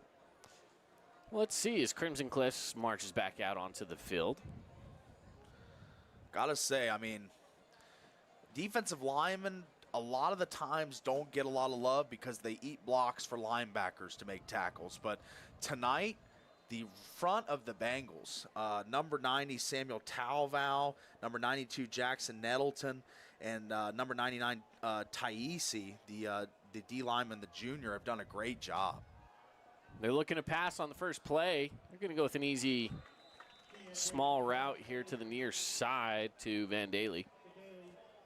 Just takes kind of that shortened wheel route outside. Sure. And it's a positive play. So I think they will be aggressive to score here, at least try and get 3. I mean, they didn't have a negative play or a time-consuming play, so they're really looking to try and strike. And, you know, I think they're going to try and air it out deep here. Again, look at Jackson Holt. He's a guy that can get open in a hurry. They go play action. It's caught, and they're going to look for the sideline instead of trying to get upfield, which is probably smart. Britton Phillips. That's a well-coached player there, Britton Phillips is. He beelines. He gets the first down. He gets the yardage, but he's angling out of bounds the whole time, as you see on the replay there. Well, he had no intentions of going upfield. And just a smart comeback route, right? He goes up. He comes back about 2 extra yards, catches the ball, has some blockers that have made their way up towards him, so he follows those blockers for a few yards, gets the first down. That's all they needed. They're rushing 6.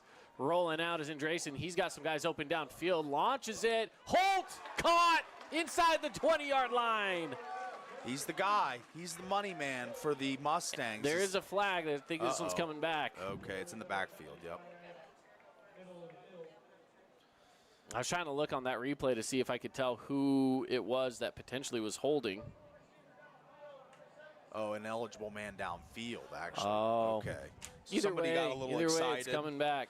And it's hard, like offensive linemen, when a quarterback is doing the improv in the backfield, running around, trying to extend the play, it's hard for offensive linemen to hold their ground and not go upfield. So yeah. I don't blame the offensive line there, as that play took a long time to develop there. Now you got to remember this. I wouldn't call it free time by any means here. You still want to try to get another score before the end. Is they're going to look deep again? Jump ball this time. It's intercepted by Brighton. Yeah, great play on the ball there. Was looking for Benson Hofine as... And they find Matheson instead. Or, I'm sorry, they were looking for, I believe it was Benson, but... It was number 10. It was Jacob Winch is who they were looking for. I'm sorry.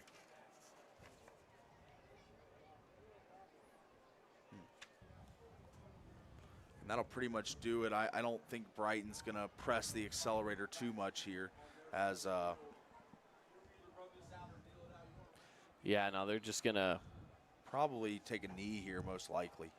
They're just going to play it through here, yeah. I would say with 25 seconds left, because the best you could do is try to get the ball downfield, and that didn't work out for either team. So they're keeping a tight formation here.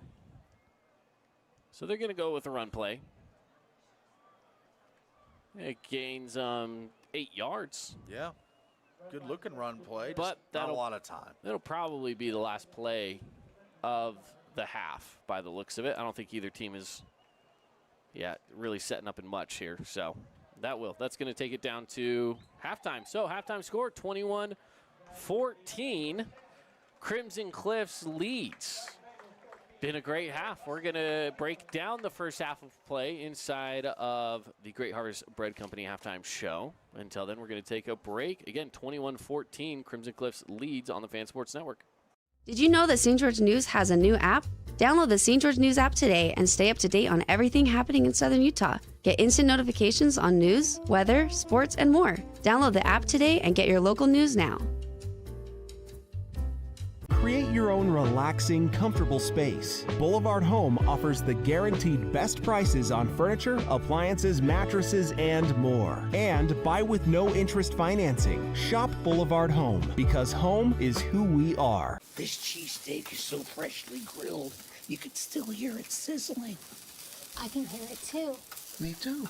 Actually, it's the Cheesesteak? grill. Grilled right in front of you. It's a Jersey Mike's thing. Nets on Fire is the place to hoop in Southern Utah. Elevate your game with group or individual training with elite coaching. Hustle to netsonfire.org to learn more and see why so many rising stars hoop at Nets. Nets on Fire, building champions on and off the court.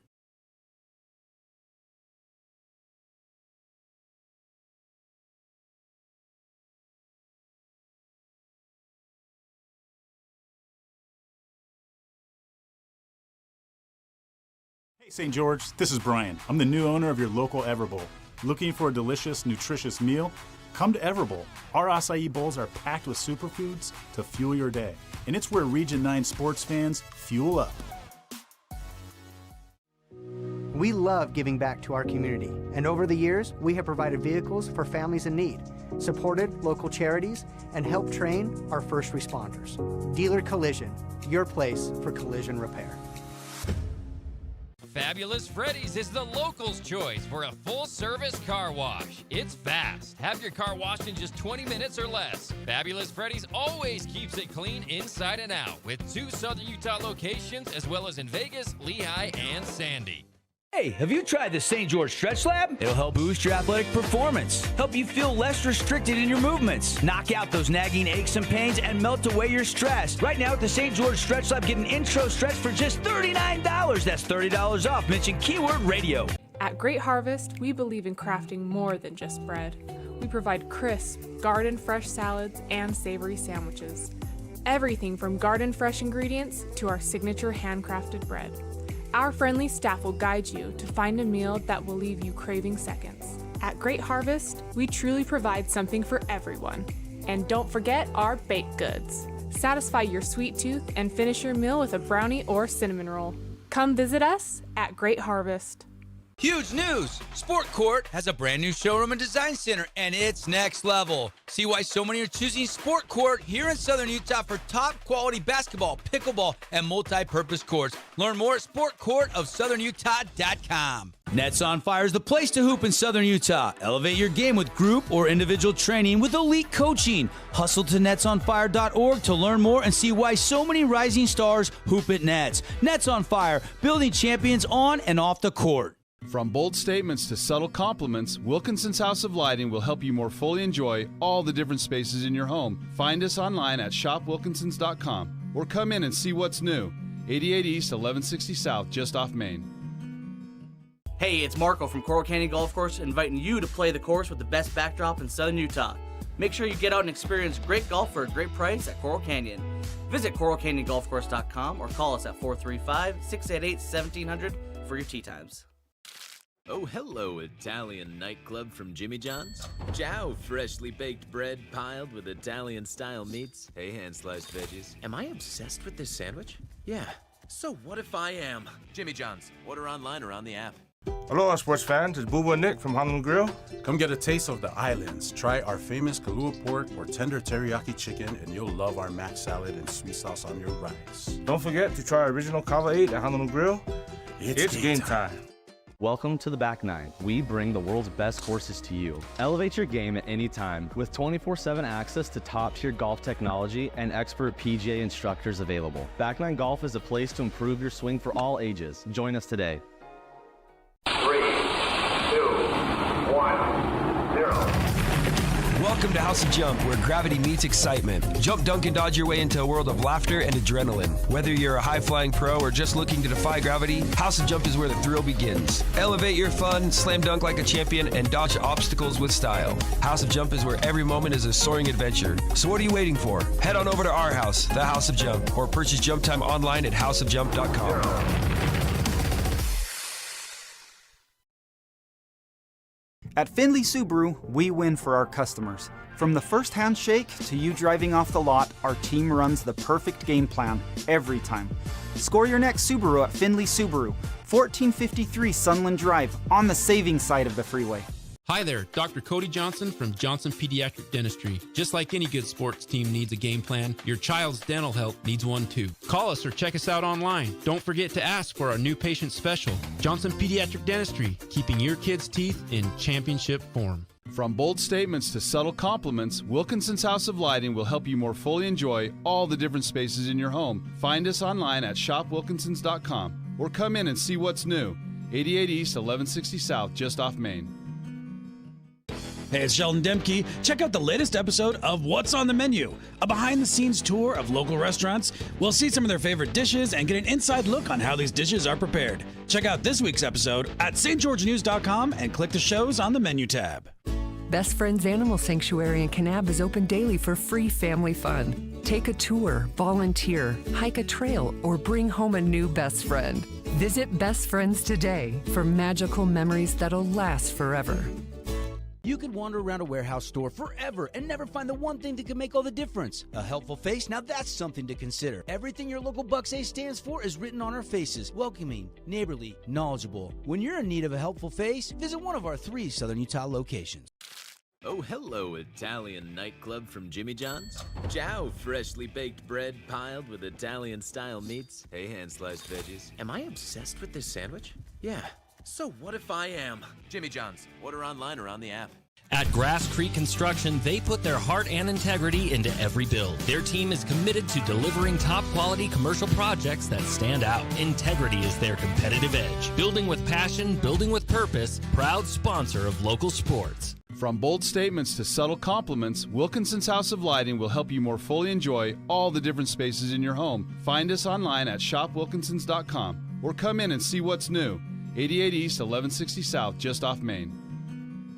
You could wander around a warehouse store forever and never find the one thing that could make all the difference. A helpful face? Now that's something to consider. Everything your local Bucks A stands for is written on our faces. Welcoming, neighborly, knowledgeable. When you're in need of a helpful face, visit one of our 3 Southern Utah locations. Asphalt. It's not something we think about much, except when it's in bad shape. At Hullbrook Asphalt, we help cities, HOAs, and businesses avoid replacing painfully expensive roads and parking lots. To avoid the cost of replacing asphalt, you must effectively preserve it while it's still in good condition. University research has shown Hullbrook Asphalt's HA5 slows asphalt aging by 67%. We make your pavement assets last longer, cost less to own, all while achieving higher property values. Visit hullbrookasphalt.com to discover more. At Finley Subaru, we win for our customers. From the first handshake to you driving off the lot, our team runs the perfect game plan every time.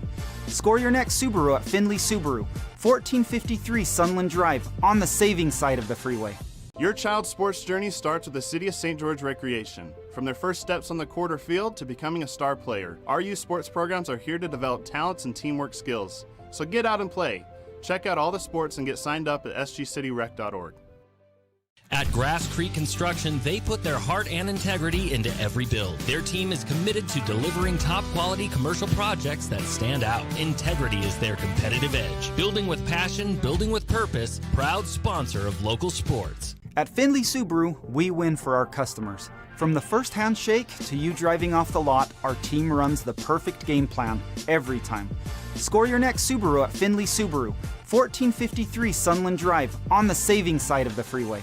Hey, it's Luke with Udine Associates at American Family Insurance. At Udine Associates, we love insurance so you don't have to. With a quick call, we can get you an instant quote with the right coverages. My team of licensed agents are ready to help you with better insurance from American Family. Give us a call at 435-251-9102. At it here, halftime, and it is brought to you by Great Harvest Bread Company. You can start your day with hot breakfast and fresh made bread and enjoy satisfying lunch at Great Harvest. Plus, they do catering. All right, Paul, Caden, we're with you here inside the Grass Creek Construction broadcast booth. Halftime, Crimson Cliffs leads 21-14. Let's take a look at some of these first half highlights as well. And let's break it down for you. Let's start off, Paul. Let's go with some of these Crimson Cliffs touchdowns to get things rolling. Yeah, let's take a look at what we've got in the truck here. Or not the truck, I should say, but the production angle. But Crimson, a lot of, 3 touchdowns in the first half. This one, you see Tion Drayson, great protection up front, sets his feet and just scrambles for the end zone. There's a lane there, but there's some Bengals there. He takes a big hit but finds his way into the end zone. That was the Mustangs getting it going early. And as we see the cheer team there at midfield doing the halftime show. But it was an electric first half. 3 touchdowns. We saw the first one there. Another one here in the red zone. You're going to see Jackson Holt. He's out here on the far right of your screen. And he's going to draw a lot of attention. And it's going to be a guy that T's going to look for all night long. But on this play, as we roll it forward, as we're going to see, it's going to just be a straight pull by Tion Drayson. They ran their best receiver to the opposite side of the field, got a lot of attention directed that way. They pull it, run it out the other side. So I really like the play design there and the red zone opportunities and possessions thus far.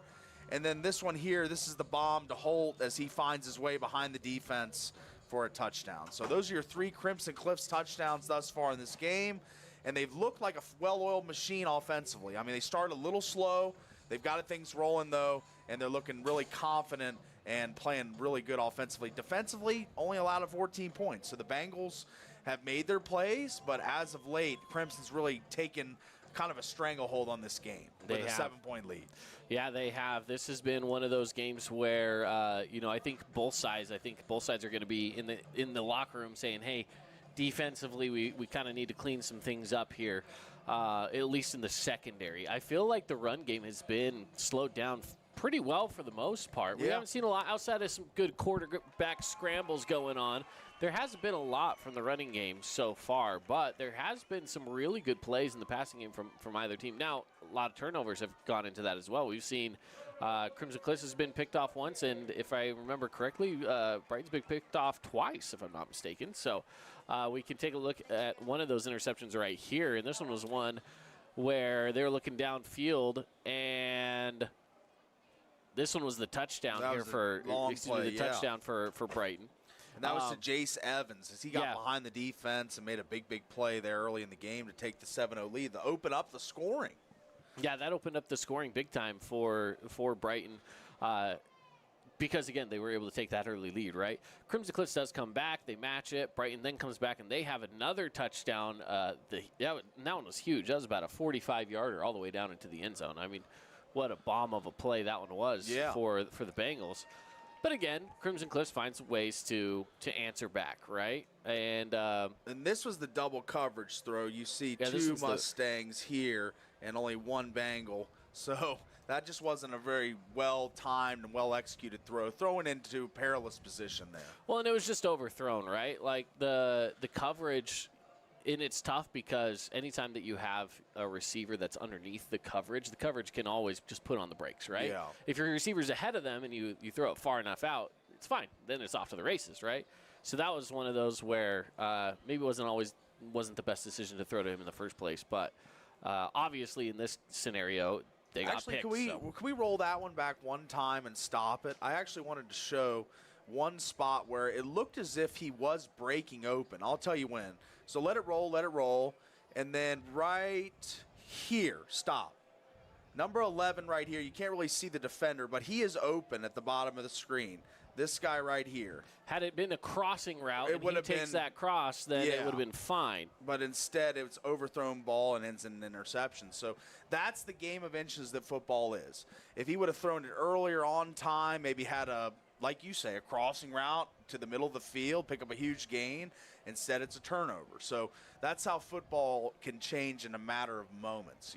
I mean, he's open one point, and then another point, he's double covered, and the ball is intercepted. Now let's take a look at another crucial play because this one sets Crimson Cliffs up inside as they get that one blocked away. It was number 93, Kobe Chung for the Mustangs, and gets inside the 10-yard line.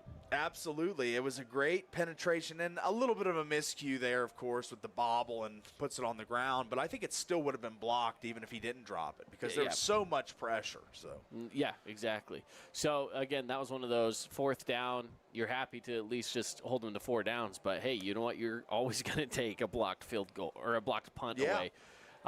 And pick it back up inside your own 10 or inside the opponent's 10-yard line, sets you up in an easy first and goal, which of course they punched in. So again, the score right now 21-14. Some score updates. I have gotten a few score updates, not a ton, but we're starting to get some. One of those being we have the Pineview Panthers going up 21-7 already. We're only 20 minutes into that ball game, and it's already 21-7. So Shaw went to Buchanan for a 30-yard Pineview touchdown, which is pretty impressive. So starting to see some good movement going on there from the Panthers. How about that? And, Richardson back off the injury, had a nice touchdown run for the Panthers as well. So good start for them, and only 7 points defensively. Got to be happy with that. We were talked about in the pregame that you needed the Pineview defense to play with a little more effort, a little more intensity, play a little tougher. And it looks as if they're starting to get that kind of grit behind them a little bit. And I've been impressed. 14 points against Maple Mountain, just 7 through the first half here. It's been kind of a resurgent and revitalized effort from the Pineview defense, despite the Cedar game, despite the Manti game, despite some higher scoring games they've been in and allowed a lot of points. I think, as the season goes on, they're going to have more and more opportunities to get better fits, to get better technique, to get better continuity along the defense. And that's just been the big issue. We talked about it all off season. Talked to KJ Boyer at Media Day, the head coach of the Panthers. It was just, somebody, has to step up. And last week it was Melosi Moores, the senior linebacker. Let's see if they can continue to get good production from him.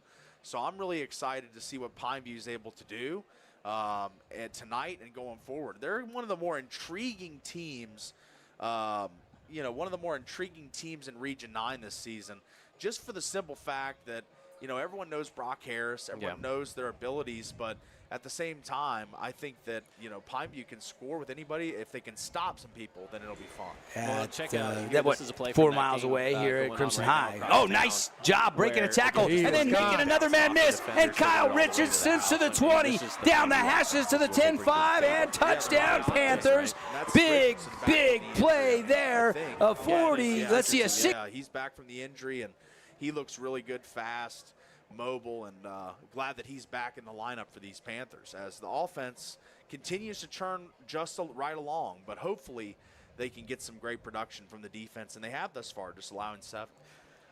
Just over 3 minutes left here in halftime. We're going to take a quick break from the Great Harvest Bread Company halftime show, and we return. The third quarter will be here. 21-14, Crimson Cliffs leads, and they're going to be kicking off to Brighton as well to get things started in the third quarter when we return inside your Boulevard Home Game of the Week.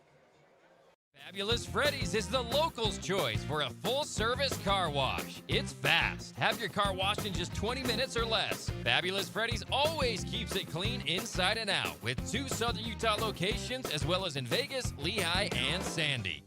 Check out this week's edition of TGIF on stgeorgenews.com. TGIF is your weekend adventure guide to all the fun and exciting things going on in Southern Utah this weekend. Find this week's edition at stgeorgenews.com and click the shows on the menu tab. Have a blast this weekend. Local media has the biggest impact on your daily life. It's what's around you, what matters. And at Canyon Media, our goal is to deliver the very best in local entertainment, news, and media. From our award-winning radio stations like 99.9 Coney Country to Southern Utah's #1 source for local news, St. George News, Canyon Media, here for you. Need an appliance or two? AWP's got you. Check out the remodeled expansive showroom, highlighting the cafe series with colors like matte black, matte white, and modern glass. Make your kitchen stand out. Come see the local boys at AWP across the freeway from the Bloomington Walmart. As a local business owner, it's important to get the word out about your business. More people equals more revenue for you. Get your business in front of over 160,000 people in Southern Utah each week with St. George News. Contact St. George News today. Hi there, Dr. Cody Johnson from Johnson Pediatric Dentistry. Just like any good sports team needs a game plan, your child's dental health needs one too. Call us or check us out online. Don't forget to ask for our new patient special. Johnson Pediatric Dentistry, keeping your kids' teeth in championship form. At Grass Creek Construction, they put their heart and integrity into every build. Their team is committed to delivering top-quality commercial projects that stand out. Integrity is their competitive edge. Building with passion, building with purpose, proud sponsor of local sports. Need an appliance or two? AWP's got you. Check out the remodeled expansive showroom, highlighting the cafe series with colors like matte black, matte white, and modern glass. Make your kitchen stand out. Come see the local boys at AWP across the freeway from the Bloomington Walmart. Flynn Group plays to win. From commercial to residential projects, we deliver the total building envelope. Roofing, glazing, and architectural metals. Championship quality every time. Flynn Group, we've got you covered. This cheesesteak is so freshly grilled, you can still hear it sizzling. I can hear it too. Me too. Actually, it's the Cheesesteak? grill. Grilled right in front of you. It's a Jersey Mike's thing. Everyone loves local sports and, of course, loves ice cream. And the best ice cream on the planet is Handel's Homemade Ice Cream. Open late every day of the week with dozens of delicious flavors. So after your favorite team wins, head over to Handel's to celebrate with locations in St. George, Layton, and Woods Cross. Huge news! Sport Court has a brand new showroom and design center, and it's next level. See why so many are choosing Sport Court here in Southern Utah for top quality basketball, pickleball, and multi-purpose courts. Learn more at SportCourtofSouthernUtah.com. Scooter's Coffee and Hurricane is the best way to start your day or get you through your day. From breakfast sandwiches to cinnamon rolls to amazing smoothies and, of course, coffee. Anytime is a good time to sip and smile. Scooter's Coffee, open 7 days a week.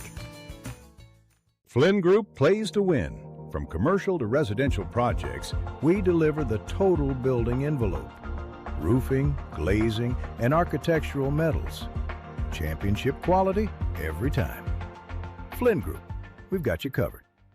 Hey, it's Luke with Udine Associates at American Family Insurance. At Udine Associates, we love insurance so you don't have to. With a quick call, we can get you an instant quote with the right coverages. My team of licensed agents are ready to help you with better insurance from American Family. Give us a call at 435-251-9102. Your child's sports journey starts with the City of St. George Recreation. From their first steps on the court or field to becoming a star player, our youth sports programs are here to develop talents and teamwork skills. So get out and play. Check out all the sports and get signed up at sgcityrec.org. Coming back into the game here, third quarter, getting us rolling. 21-14, Crimson Cliffs leads. The Crimson Cliffs Mustangs are going to be kicking off to Brighton to start this second half of play. Kid Formaster here, Paul Ratliff. Appreciate you joining us inside of our Boulevard home game of the week. Kind of a longer halftime as they're working with some of those youth cheerleaders, we'll call them. That's right. You know? Great halftime show. Got the fans excited here and ready to go for this second half. I mean, this is going to be a fun one. We got a 7-point game. Brighton down 7, gets the ball first. The script probably to control the ball, long sustained drive with a score, and Crimson going to try and thwart that effort, of course. So this is going to be an interesting first drive and sequence of the first half or the second half. And the kick is away, fielded at the 4-yard line. Coming over to the near side with it, staying in bounds. Big hit, still on his feet. And down past the 35-yard line. Took a stick here, as we're going to see on the replay. If we catch it, he's breaking to the outside. Nice lane here, good block, but the speed and the precision, but he just keeps moving. Keeps those feet churning and picks up an extra 3 yards. Looked like a bigger hit. It was. Now, while we were watching the replay, the official does come on the screen and tell us that there is a holding call that went against Brighton. So it's a 10-yard penalty. And so they're going to be setting up 10 yards from where it happened, from where the spot of the foul was. So it will be, looks like they're going to take him down to the 13-yard line. Yeah. So big loss. That's a big-time penalty. Hurts for sure, but the offense here looked good at times. It's just about consistency. It's about going and sustaining drives. Let's see what they got for us in the second half. They go handoff. Coming around from behind to bring him down was, I believe, number 35. It was 35 is Tyler Phillips. Big offensive line for the Bengals. It's real apparent as for our viewers at home. They can see it too. I mean, just the stature and the imposing kind of view and optics of this offensive line. They've been really good, but Crimson starting to dig in as well, showing their own 3-man front now. And another handoff taken. Not much room to run there for Landon Hill. That tackle right there made by Major Stokes. And we saw him, make some plays on offense, on defense, and he's just a guy that does a lot of things. So 3rd and 6, I believe. 3rd and 5 is where they're going to give him. Somewhere around there.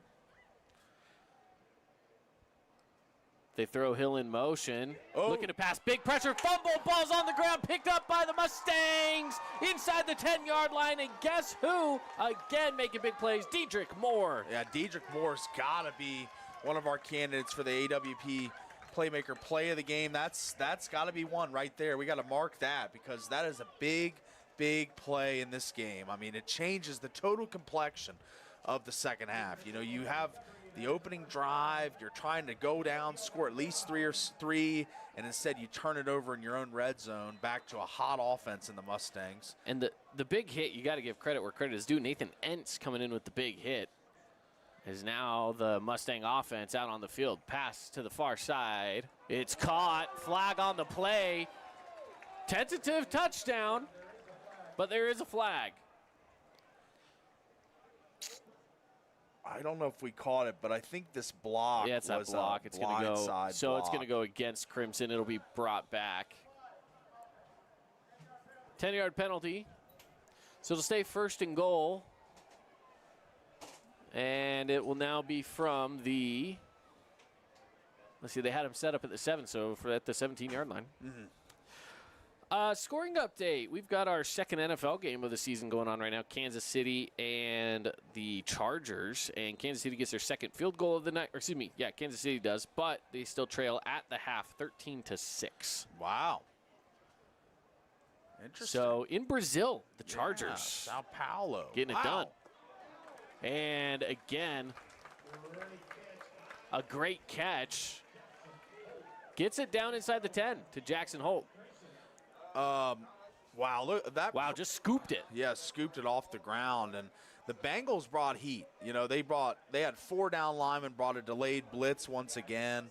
And the heat was right on Andresen, and he made an amazing throw there and a great catch off the ground.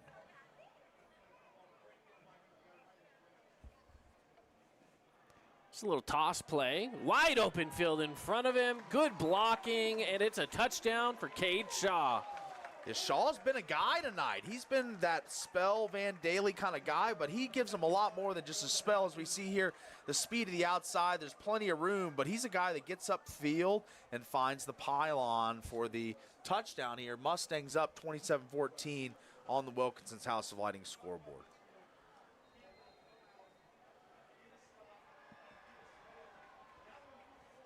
PAT pending. This is a big time position now for Crimson Cliffs to be in now that they go up 2 scores. The hold, the kick, and it is good. 28-14.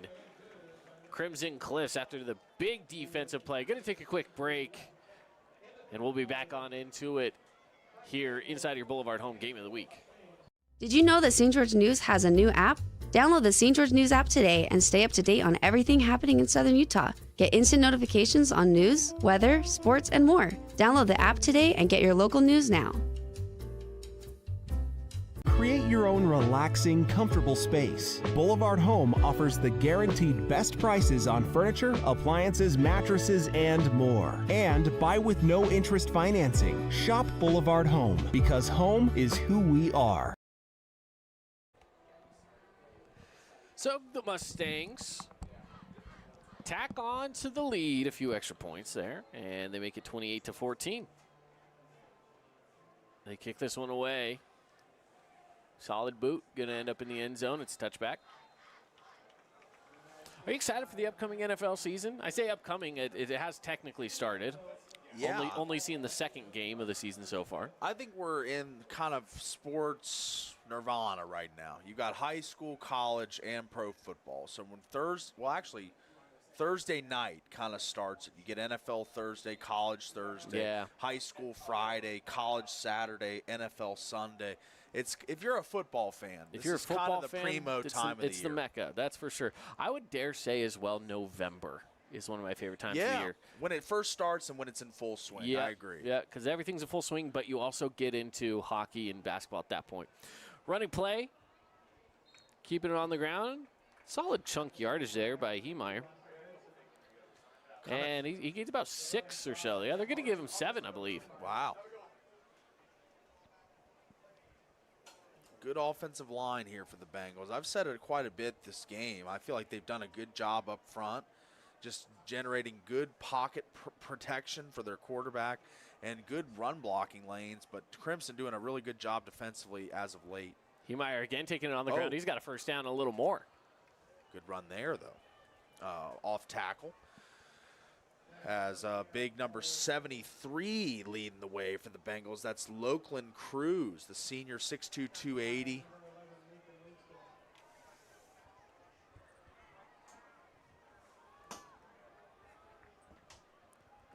So here we go on 1st and 10. Again, Heemeyer going to keep it on the ground. He's got a lane out in front of him. First down and plenty more. Finally tripped up, but not after gaining 20.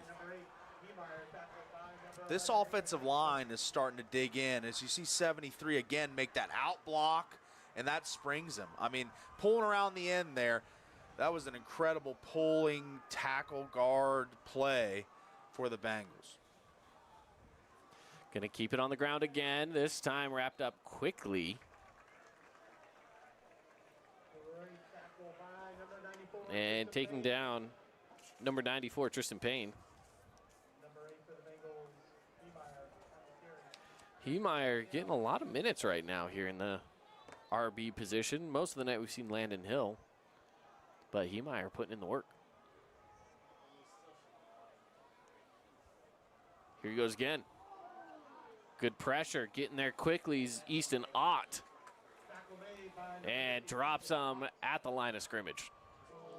And these long to go third down situations for the Bengals been tough tonight. You know, throwing the football against as good of a secondary as the Mustangs have been a challenge, but their running game really set up this whole drive. They've really marched them down, so now they've most likely got to throw here.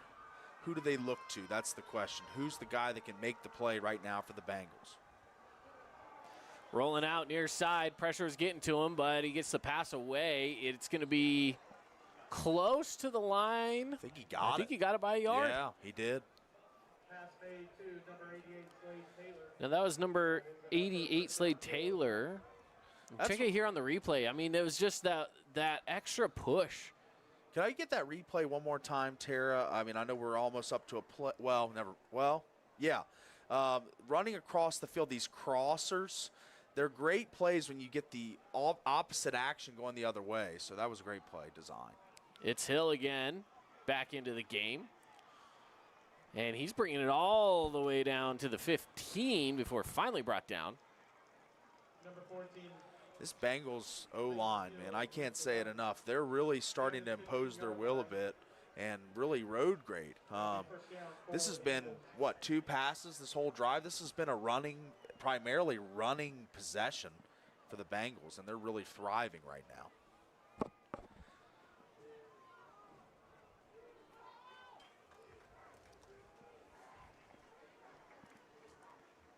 All right, here we go on 1st and 10. Snaps away.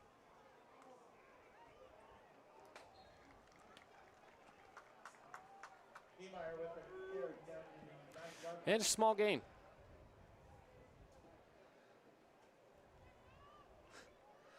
Yeah, small gain, but still the Bengals can really dictate what they want to do here. Still not goal-to-go situation. They can still pick up another first down. So still an opportunity here to move the sticks. Again on the run, and no, there's nowhere to go. Coming in quick is Nathan Entz.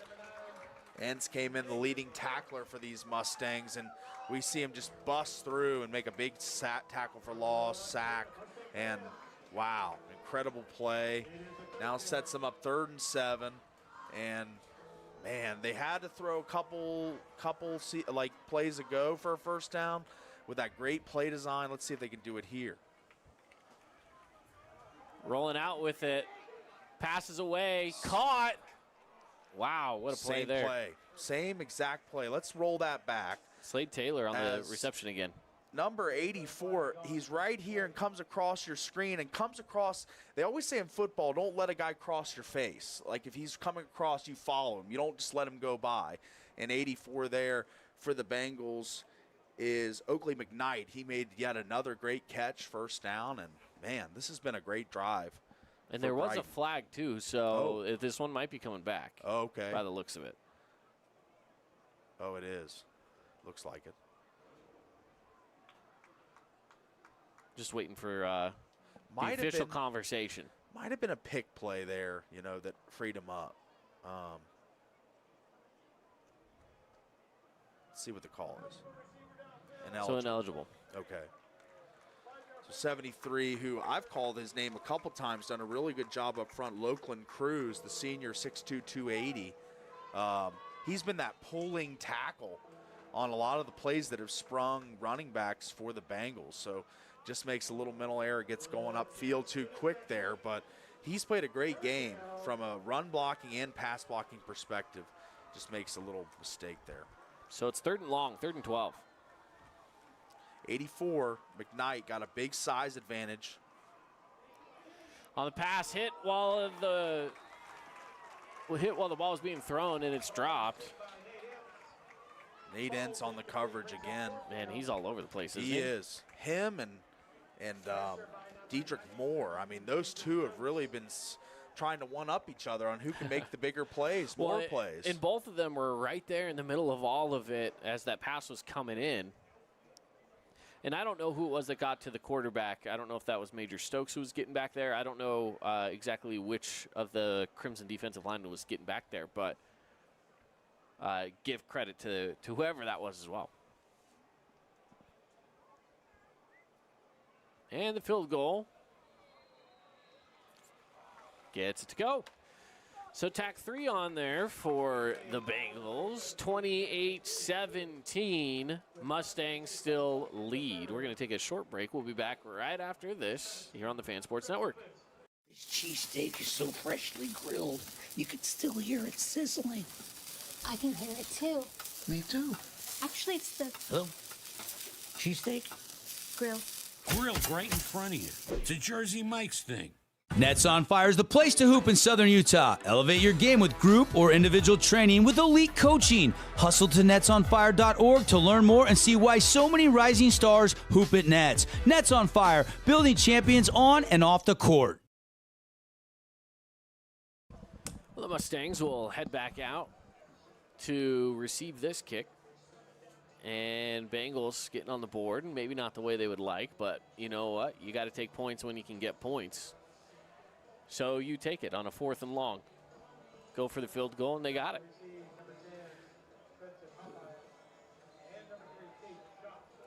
Back to receive, Cade Shaw, Jacob Winch. Kick is away. And this is going to be returnable at the 10. Bringing it over to the near side. And there's space. There's blockers. There's room out past the 50 and down to about the 40-yard line. We don't get it for a touchback. Crimson has shown the ability and propensity to make big returns. They've been out to the 40 and now past the 40. Great return. As we see here on the replay, just the blocks you see there and multiple spots, they get good blocks going upfield to create that return for the Mustangs.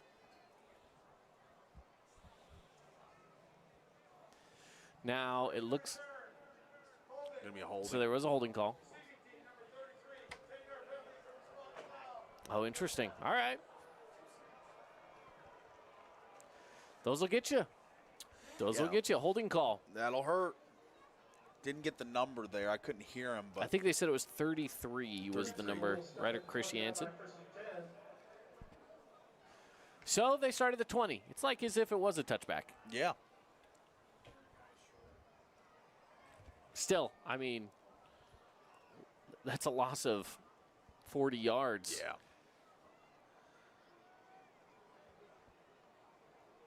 Kind of that weird time of day where there's shadows and the lights not really too bright yet. Yeah, and we got some good cloud cover going on right now as well. They're going to go with the run. Gain of 2 or 3. Hand off to Van Daly. Gain of 3 on the play. Back line of 52, Sebastian Ramirez. So it brings up 2nd down and 7.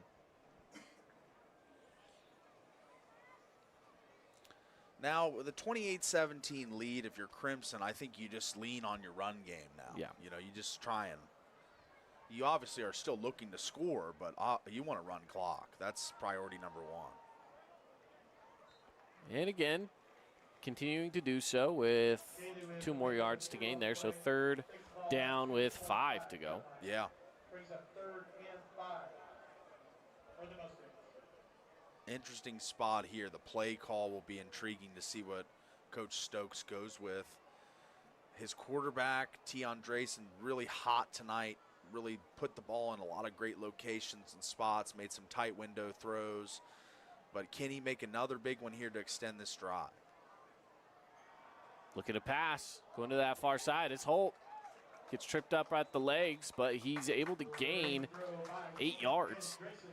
Holt's just such a great route runner, too. Just always finding ways to get open. Not the biggest guy, not the fastest guy, but he's the guy that's so fundamentally sound and technically proficient running routes. He just kind of put number 3 for the Bengals. That's Dax Matheson in kind of a blender there. And with a short take up the middle for only a yard, brings up 2nd and 9. But you figure every first down for the Mustangs, you know, you can continue to churn and burn clock. And the line of the Bengals played great all night long, defensive line. But you can see hands on hips a little bit here. They're starting to get a little tired. 3 minutes to play here in the 3rd quarter.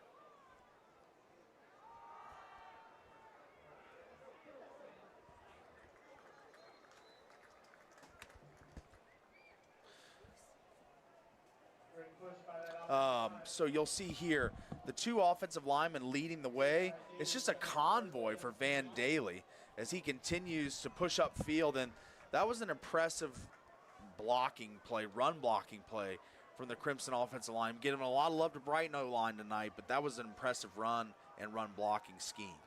On 3rd down, they go for the pass. No, it's not there. Overthrown, and there is a flag on the play. And can we run that one back as well, Tara? I mean, this was an interesting play because they kind of had the conceptual stuff. Stop it here. They had the conceptual stuff, like they were trying to set up a run play. It looked like a run play with the guys pulling. But then, as we see here, see the 2 offensive linemen right there in your screen. They're pulling around, trying to disguise it as a run, but they're throwing all the way, just incomplete, kind of overthrown there.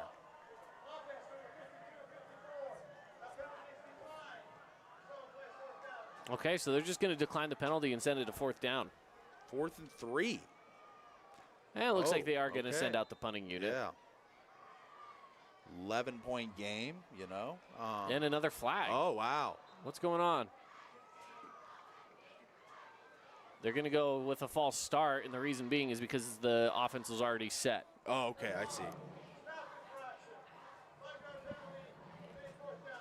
Snap infraction, okay. Yep.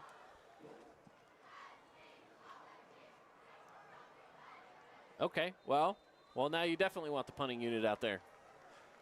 That's right.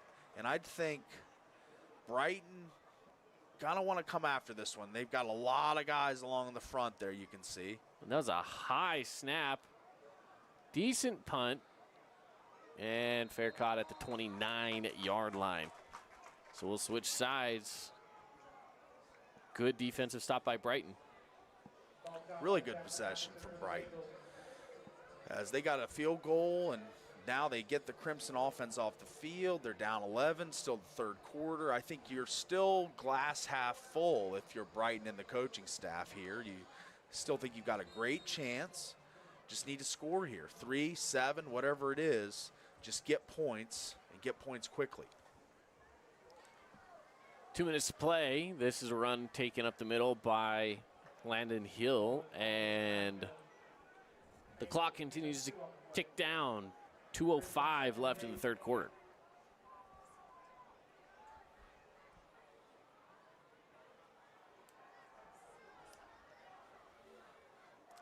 I'd look to get number 84 involved. He made those 2 big catches on the last drive. Oakley McKnight. Oh, that's picked off. Wow. Wow, what a play by Dietrich Moore. Yeah, he's locked it up at this point, as he's the only one that stays put. You see all that. Can we replay that one more time? As we see multiple guys make their way upfield. And a defensive lineman, when you see offensive linemen just move out of the way, it's always a screen. They're not just going to not block you. But Dietrich sits in that zone. He waits for the running back and makes the interception. Great, smart, high IQ football play there. And now the Mustangs, just like that, they get the ball in great field position. Set up pretty well here. So here we go, 1st and 10. Low snap, and Drayson's going to run with it. Flag is on the play, and that could be coming back in the area of a holding call. There is a penalty flag on the field. I think he might have got up near the... I think it's a horse. It might be a horse. I mean, he was kind of... Face mask, okay. Yeah, he was up high, I thought. I didn't know if it was a face mask or a horse collar, but he was up high. I didn't think that was a holding. Let's check it out. Oh, this is the last replay. We'll get it one more time. Here we go. Yeah, there we go. Yeah, he got him. Good call. Yeah, good call. Quick. Really, he got his hand on and off quickly. So, you know, there wasn't much there, but enough to draw the flag and move this Mustang drive inside the Red Rock Real Estate red zone. And now on Drayson with an empty backfield, going to look to add more points on the scoreboard for the Mustangs as he takes the snap, looking. He's going to roll. He's on the run now. Makes a move, and he's tackled down by the Bengals. Number 15 of the Bengals, Grady Bell, the inside linebacker, makes the tackle. That's good enough gain, right? Yeah. You're looking for some just chunks to keep the clock moving. Yeah. You don't have to get in the end zone right away, but obviously if you do, that's fine. That's nice. Points are good, but 2nd and 6 coming up. Looking to the sideline for the play. Looks like they've got it. They're going to send 5 receivers out. 3 to the top side of the screen, 2 near. Pressure's getting there quickly. He's wrapped up immediately, but it's going to be right about the line to gain. Looks like that was, again, number 18, Jackson Holt. So he's a yard shy of the line to gain. It'll be 3rd and 1, but a good spot for the Mustangs. Yeah.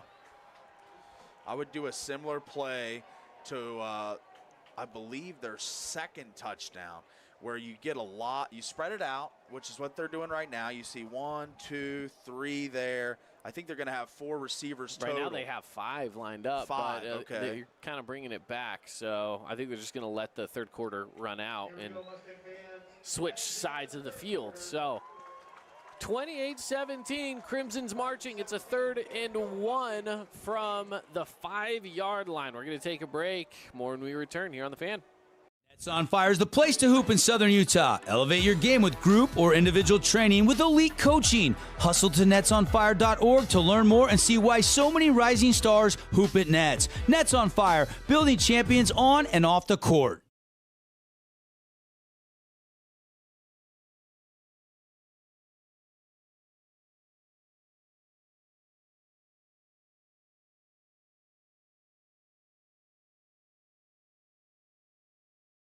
Hey St. George, this is Brian. I'm the new owner of your local Everbowl. Looking for a delicious, nutritious meal? Come to Everbowl. Our acai bowls are packed with superfoods to fuel your day. And it's where Region 9 sports fans fuel up. We love giving back to our community, and over the years, we have provided vehicles for families in need, supported local charities, and helped train our first responders. Dealer Collision, your place for collision repair.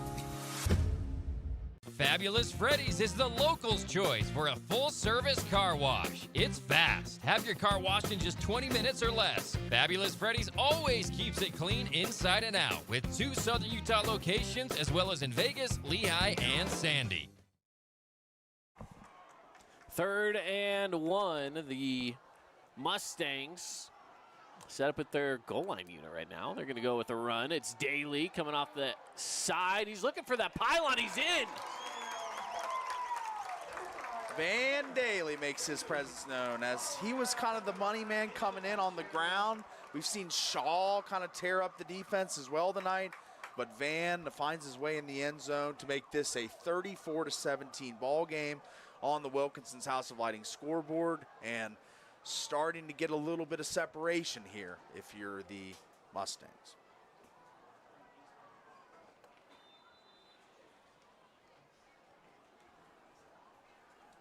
The extra point is on its way shortly.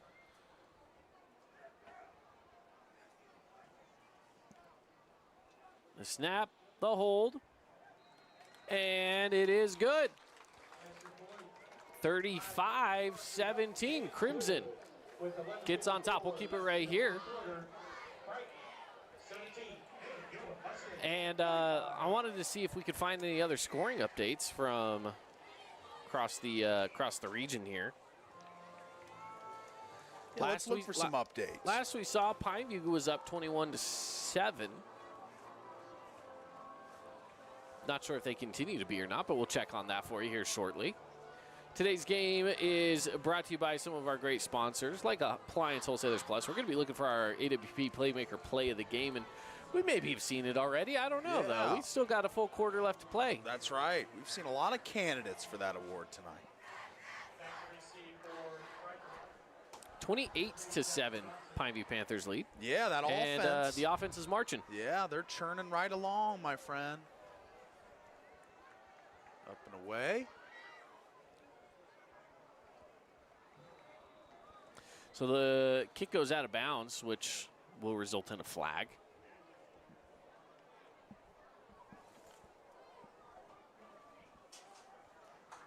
So that will give the Bengals fairly good field position to get things started here on this next drive. Beautiful night. Cloudy night, but a beautiful night. Yeah, very moderate temperatures.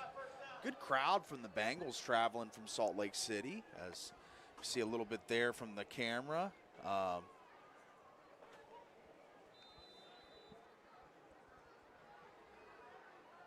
Good little filling of the stands, the away stands. That's always nice to see. Yeah, traveled well down from 4-hour drive. Cottonwood, you know? traveling down from Cottonwood Heights. We're in an area right now where tonight there are going to be kind of some scattered clouds and thunderstorms and whatnot, so they did want to try to get this game finished up before anything swelled up too much. On second down, going to keep it. With lots of room to go and a first down, Palapoy gets the first for the Bengals. Great aggressive run there, as there was nothing in the passing game, trying to set up the screen. It was covered and just took off and picked up what he could. And good gain there from Palapoy, as Bengals need a quick score, and that's going to help the cause. Absolutely. Going to hand this one off. Hill gets hit pretty quickly. He will gain 4. So it'll be 2nd and 6 at the Mustangs' 47-yard line. I would like to see number 84, Oakley McKnight. He is right here on your screen. Oh, I'm sorry. He's right there, number 84 on your screen. 6'5", as they get another first down there. 6'5", and made a big couple key catches for him on their last scoring drive.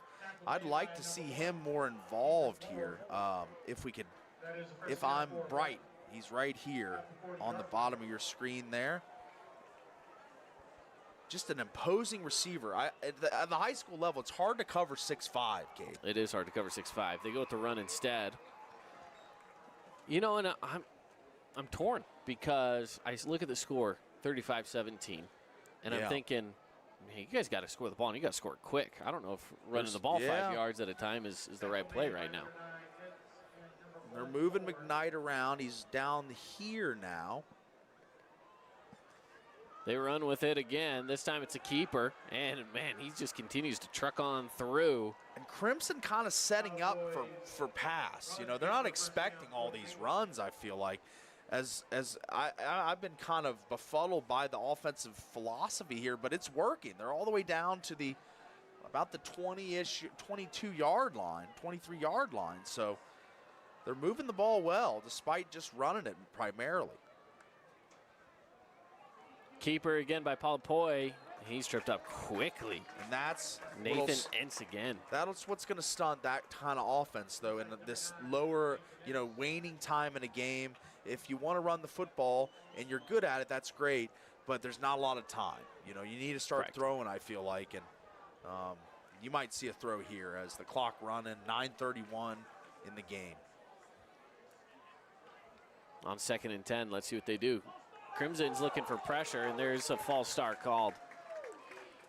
Looks like 75 got a little ahead of himself there. That is Marshall Huber, the tackle, 6'6", 325-pound senior. That's a college offensive lineman. That's some size right there. Yeah. The whole offensive line for the Bengals looks pretty sizable. Yeah. From in this press box on the coverage tonight, you can see just kind of mountains of men along that offensive line for the Bengals. And they've done a good job tonight. Crimson just got a lot of depth, a lot of talent along the front and the defense. Handoff again to Hill. He's got room to run. The official kind of got in his pathway there, and he had to juke the official. And that helped some of the defensive pressure come on in. Check this out on the replay here. He was running right at him, had to run around him. Gave time for Major Stokes to get there. Austin Benson. I like that effort from Stokes, down in the first level of the defense along the line on the edge. Makes that tackle downfield. And the defensive pressure gets to Palapoy. Hear this, Kate. You might have heard this name a few times tonight. I think it was Dedrick Moore once again, number 1. It was. Wow, with the sack. Man, he's just been the guy tonight. For scoring 35 points in this game, I almost feel like he's still our player of the game now. I think our Finley Subaru player of the game might end up being me more because he's just been in on everything defensively. 4th and 15. Big play here. And they got to go for it. There's no choice here when you're down 35-17. They're looking to pass across the middle. It is caught. It's sliding on down. That was a beautiful play coming on in from Jace Evans. Got it. First down. Jace Evans, the recipient of the long touchdown earlier tonight. And I would look to him again here. You see him in the corner right here on the bottom of your screen. I think that he can make a play again. He's singled up. They're going to go handoff instead. Yep. And maybe a yard. And I think Crimson prepared for the run. I think at this point, you got to push the ball. You got to make some plays in the passing game.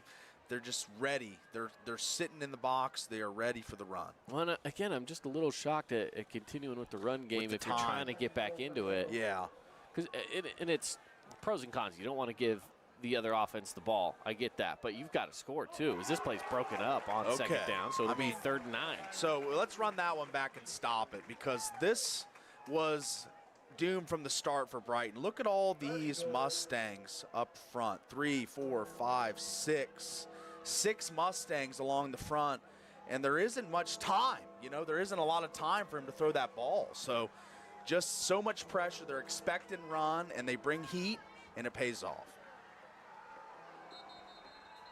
Flag. Sideline warning. I think right now, if you're Brighton,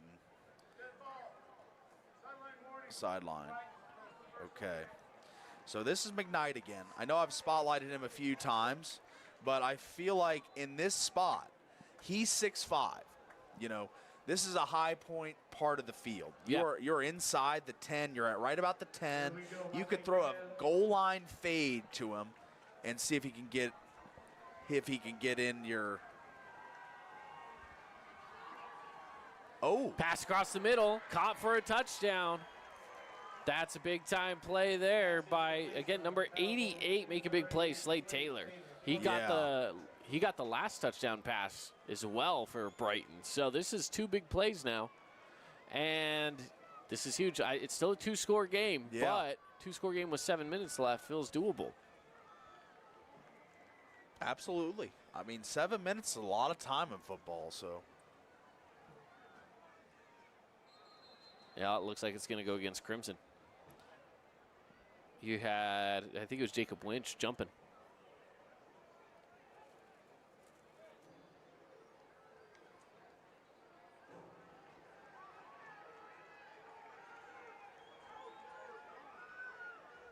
Let's see what they call here, because I think they're going to bring the offense out and say, hey, because of that, we're putting us at the 1.5-yard line now.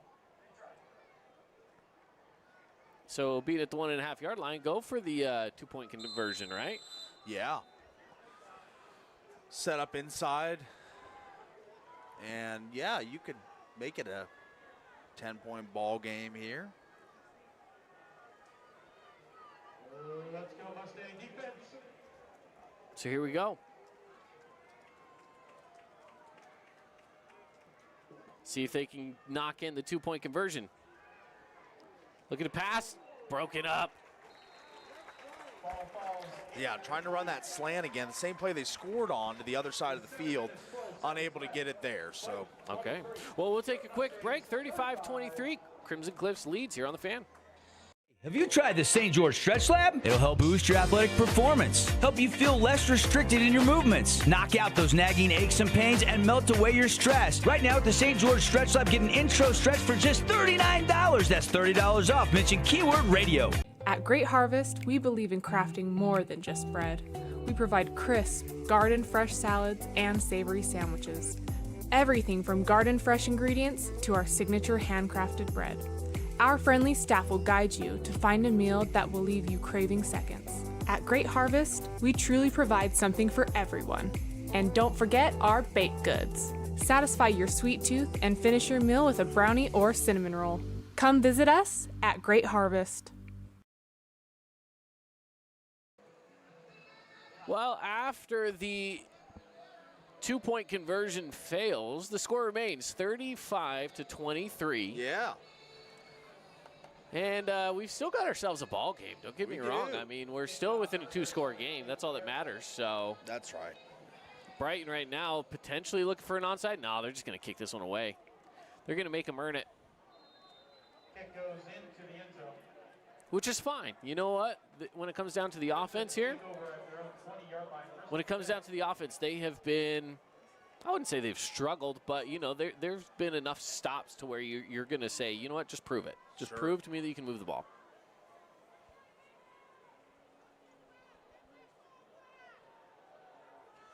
It's really interesting to see the late game play calling when a team has a 2-score lead. You know, whenever they they've got the other team on the ropes. There's 7 minutes. What is their calls? Like, now Crimson's spreading them out, but I know they're going to run, but. They send Holt in motion. Going to go with the handoff. Trying to cut on through is Daly. Man, he is just powering his way through. All the way down for a gain of 8. Yeah, Van Daly has legs like tree trunks. This guy just does not go down easy.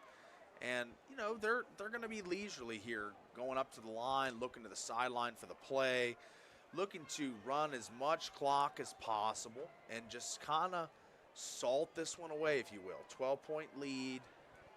You know, you've got the ball, 2nd and 2 ahead of the sticks. Just keep everything on time.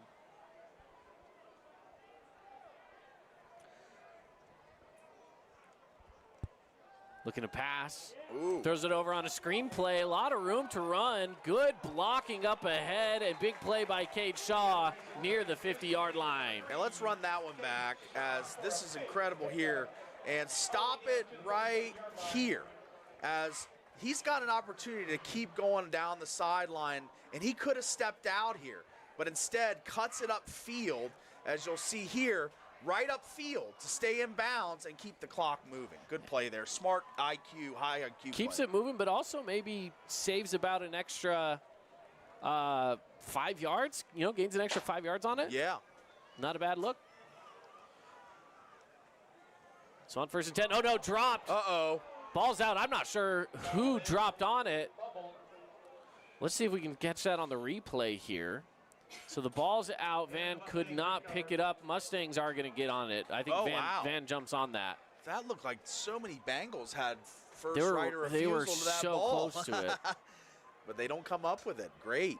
I mean, sometimes they say a fumble pile. I've been in a few in high school. Yeah. It's a test of will, you know, because there's a lot of stuff that goes on in those piles. Until they pull the bodies off, anything goes. Anything. Oh. Good pass. Again, good blocking. And that's going to throw it into about a 6-yard gain. I like what Coach Stokes is doing, using the short passing game as a version of the running game here a little bit, as it's been prolific. It's been something that they can fall back on when the running game gets stopped up. But now you see the Bengals rushing 4. They got 4 down linemen and a 5th blitzer looking to come. They're going to try and create a big play here late in this one to try and get back in it. But Crimson just trying to run the clock. On 3rd down. Snaps away, looking to pass. Pressure coming through the middle, and that's going to be a gain of maybe a yard. Good play there. Again, Brighton Bengals defensive line been one of their best units all night. Across offense, defense, special teams. 90, 92, 52, 99. All guys that have made big plays tonight for the Bengals. 4th down. The offense stays out. And is this where you try and pick up an offsides call with the 5 yards? I mean, hard count here, or do they run a play, do you think? You know, it's tough. I think they're looking to the sideline, just kind of letting the clock tick down, and they might just take the delay game call. You got Anderson out there. Andreessen's just saying, what are we doing? What's the play? Yeah. And they go with the timeout. So they just let the clock run down, and who knows, maybe they'll bring that offensive unit back out onto the field. I'm not sure, but they'll take the timeout. We'll take one ourselves. 3:51 left to play. 35-23 is the score with Crimson Cliffs on top. We'll be back after this on the Boulevard Home Game of the Week. News! Sport Court has a brand new showroom and design center, and it's next level. See why so many are choosing Sport Court here in Southern Utah for top quality basketball, pickleball, and multi-purpose courts. Learn more at sportcourtofsouthernutah.com. Nets on Fire is the place to hoop in Southern Utah. Elevate your game with group or individual training with elite coaching. Hustle to netsonfire.org to learn more and see why so many rising stars hoop at Nets. Nets on Fire, building champions on and off the court.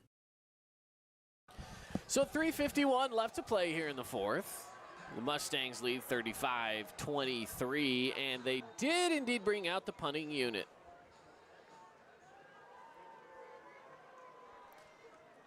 So the punt is away, and it's a good one. Fair catch at the 16. So the Brighton defense does their job to give the offense the ball back. Not always the easiest thing to do, though, when you get the ball back with an 84-yard field to go. I had to do math for a second there. That was tough. A lot of number crunching. I like that. Listen, we're still early in the season. My math skills have been taken away for a while. You know, we've been calling baseball and stuff in the spring. Easy math there. Sure, easy math. Yeah. Football's the one sport that we call that has a decent amount of math. Look at a pass across the middle, and it is caught. Taylor again on the reception here. He's been phenomenal tonight. And they've made their hay on these slant routes. And they're going to move quickly. Oh, they're moving quick. Never mind. Yeah, they're going no huddle. Kind of slower tempo, no huddle. Looking to pass again. Pressure coming out. Ooh. Big hit. And stays in bounds. So, again, they're going to move quick. Time waning now. Going to need big plays at this point. Going to need a chunk. 5-yard play, not going to do much except burn a lot of clock between the next play and the end of that or the previous play. So they need a chunk. Again, looking to pass. There's some guys open downfield. That's where he's looking. And jump ball is caught. Wow. Big play, Jace Evans. Jace Evans has been the guy in the receiving core for the Bengals. This is a true 50-50 ball all the way. And he just wants it more. Just wants it more and makes the play. Now, again, he stays in bounds. They're going to try to continue to move quick here. Under 3 minutes to play. 1st and 10 from the 25. Rolling out. There's time, and he'll just take it out of bounds. Stops the clock. Maybe loses a yard or two, but it does stop the clock. Yeah. Not a problem to lose a yard or two. You're just trying to get 7 here however you can with less than, I would say, less or more than 2 minutes on the clock. Maybe scoring 45 seconds would be the most ideal outcome. All right, so it looks like we've got an injured player over there for Crimson Cliffs as well. So an injured player timeout. It will be 2nd and 13. But again, an injured player. So I don't know if it's a cramp or what exactly, but we do have a crew coming out for him. Got an out-of-town score update. Chaz Hullbrook for the Dixie Flyers on the receiving end of a near 80-yard halfback pass at halftime. The Dixie Flyers lead Layton Christian 14-13 on your scoreboard. Very close one. That's fun, though. Yeah.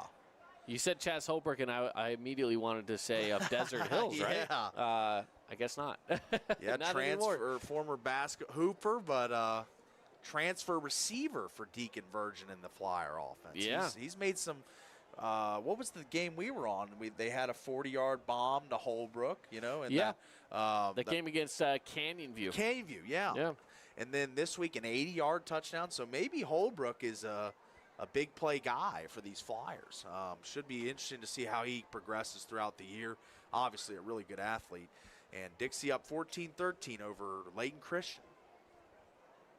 Trying to find some other scores for you for tonight. Looking at some of the scores from across 4A. By the way, that was number 10, Jacob Winch out there, it looks like. That's kind of slow getting up, but he makes his way up. He, I don't know if he just got rattled or what, because he's walking out under his own power, but he's looking a little dazed. Not exactly sure. But as we take a look here at some of the scores from across the region, you have Desert Hills and Lehigh. This is one of those games. 35-0 right now. Lehigh's up on Desert Hills. It's a tough one there. Pineview's up 28-7. Hurricane and Grantsville. It's halftime and it's 6-6.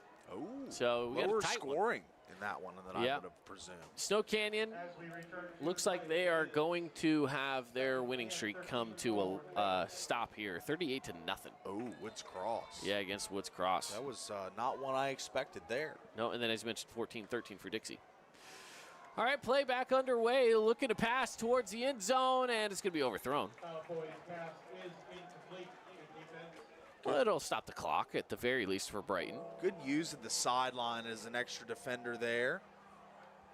It was indeed. I mean, here's the thing. It was overthrown enough that even if nobody had been there, I don't think he's toe-tapping that one back in. But it is 3rd and 13. Now, I will say you're in 4th down territory right now, so you do have 2 more plays if you're Brighton, no matter what. They don't have to get it on 3rd. Pressure coming. It's caught. And with the forward progression, he'll be right around the 21-yard line. The clock will continue to run. They'll put him at about the 22, I believe. So it'll be 4th and 7. This is, for all intents and purposes, probably the game. This is for the game. Yeah. Very well could be. Saving some sort of miracle. And a timeout taken by Crimson. They want to make sure the defense is ready. Listen, on 4th down, I would assume you're going for some sort of a passing play. I would assume so as well. So what 4th and 7, yeah. I would run that same play. That one where they roll out and then have the crossers running back the other way. Yeah. And I think that just creates an easy open pass. Sure. Simple pass for your quarterback. Don't throw a fade, a contested route, something over the middle. Just run those crossers to the sideline, get out of bounds. I know Crimson going to be defending the sideline, but it should be interesting to see the play call here. They need 7, 2:11 left, and I think that a big play would be great. A touchdown would be great, but a first down would be really good too. Absolutely. So. Absolutely. All right, well, let's take a look here, just as a thought, okay? What do you do if you're Crimson on this kind of a play defensively? Do you maybe try to rush the quarterback and force a bad pass? Do you rush at least 5, maybe 6? You know what I mean? And just keep 5 on and go man on the passing play, right? Yeah. It's really, it looks. Which it doesn't look like they will. You got cover 2 out there on the front. Yeah. Oh, they're bringing a late blitzer. Got it. It's caught. It's first down. That's all they needed. Wow. Yeah, they went into a bit of a zone coverage on the defensive side. They brought the delayed blitz, but great pickup of the blitz by number 14, Landon Hill, the running back. Got laid out, but made a great block. Well, that was kind of a smart play. We'll break it down here in a second. We got a pass across the middle and nearly intercepted. Almost getting there was Lincoln Langston. Yeah, let's go back to that play. That last play. As this delayed blitz, no, the play before that, I'm sorry, not the last play. Let's go to the play before on this delayed blitz. And look at 14 right here. He gets laid out, but he still makes a great block to really give time for his quarterback there. Snap away. Looking for the corner. No, nobody there. Now, I will say, even on that last play where they got the first down as well, as it's now 3rd and 10. Yeah. You had one receiver, the furthest outside receiver was running a post. And then the receiver that caught it was running an out. And so you had the defense following the guy running the post. The guy running the out was open. Yeah. You know, so this is very well drawn up offensive play. 6'4" here. Use your weapons. McKnight, 6'4" receiver, but they're not looking his way. Nope. Good defense there. I 4th and 10. I know they're afraid about getting tackled in the field of play and more time running off, but Crimson doing a really good job defending these fade routes to the corners of the end zones. I think they're going to have to utilize the middle of the field to a certain degree. But we'll see. 3rd and 10 here. Big play, big sequence. So let's see what they do. 4th down.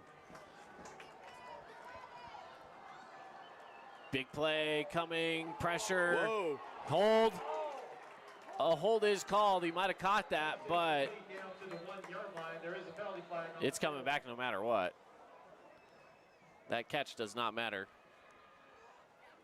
Check that out here on the replay. Look at Stokes just dictating. Yeah. Number 75 there, I believe, is who that was on the play, on the hold, which is Marshall Huber. Indeed, it is number 75. Stokes drew the penalty there. Only 1 sack thus far this season, but he's a havoc wreaker. He's a guy that creates a lot of chaos. So that was a chaotic situation for the Bengals, and they didn't have anything,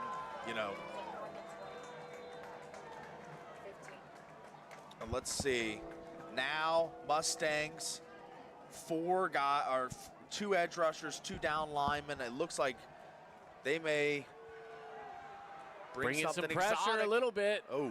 He still has to find somewhere to go with it. Looking for the end zone, overthrown, batted away, turnover on downs. And that'll do it.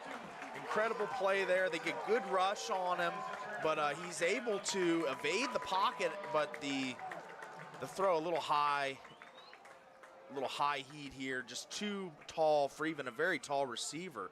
In number 88 for the Bengals, that's Slade Taylor, the leading receiver, coming into the game. So he was looking for his top target. Excuse me. Cade Shaw was the one that got back in there and batted it away as well, so making another big defensive play. Now, I will say, when it comes down to it right now, you do have the Brighton Bengals with every single one of their timeouts left.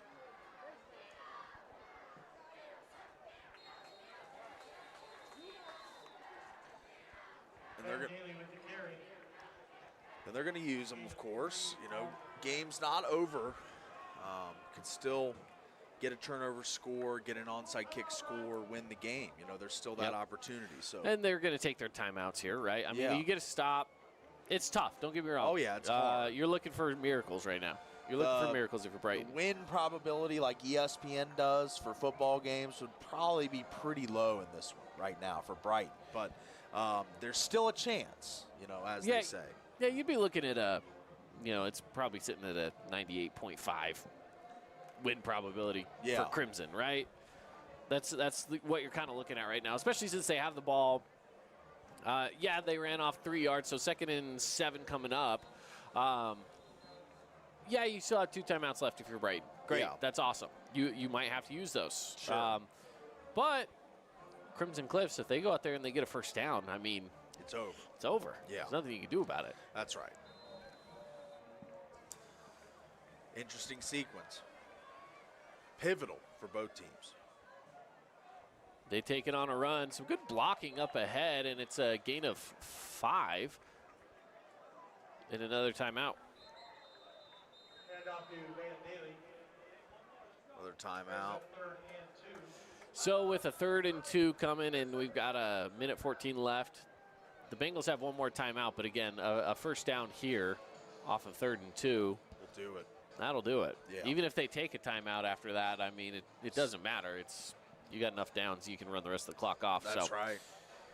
So we are in territory where you just have to get the stop. That's it. The only chance for the Bengals at all is to get a stop. And even then, it's tough. Yeah. Still, you're operating offense with no timeouts. Everything's got to go to the sideline. You'll need an onside kick. Yeah. A lot of things got to happen. But. Well, and you already know that Crimson Cliffs is more than likely running the ball. Yeah. So the defense can get set up with that in mind. And they got a big front. I've talked about that front pretty much all game, you know, from 99, 90, you know, the names, you know, Taisi, Nettleton, Talval, those guys have all been really good tonight along the front. Uh-oh. Oh, and he jumped. I think Crimson moved first. Number 70, is that 76? Yep, good call, Cade. Number 76, that's Madden Smith. Ace on the baseball team. The old ace on the mound. Yeah, that's right. Ace in the mound, but state champion. Yeah, state champion. But he got a little bit of a jump there. He did. A little going early, but now the play call probably changes. It might or change. Do you still run the ball. You might have to go pass here just to try to get that first down.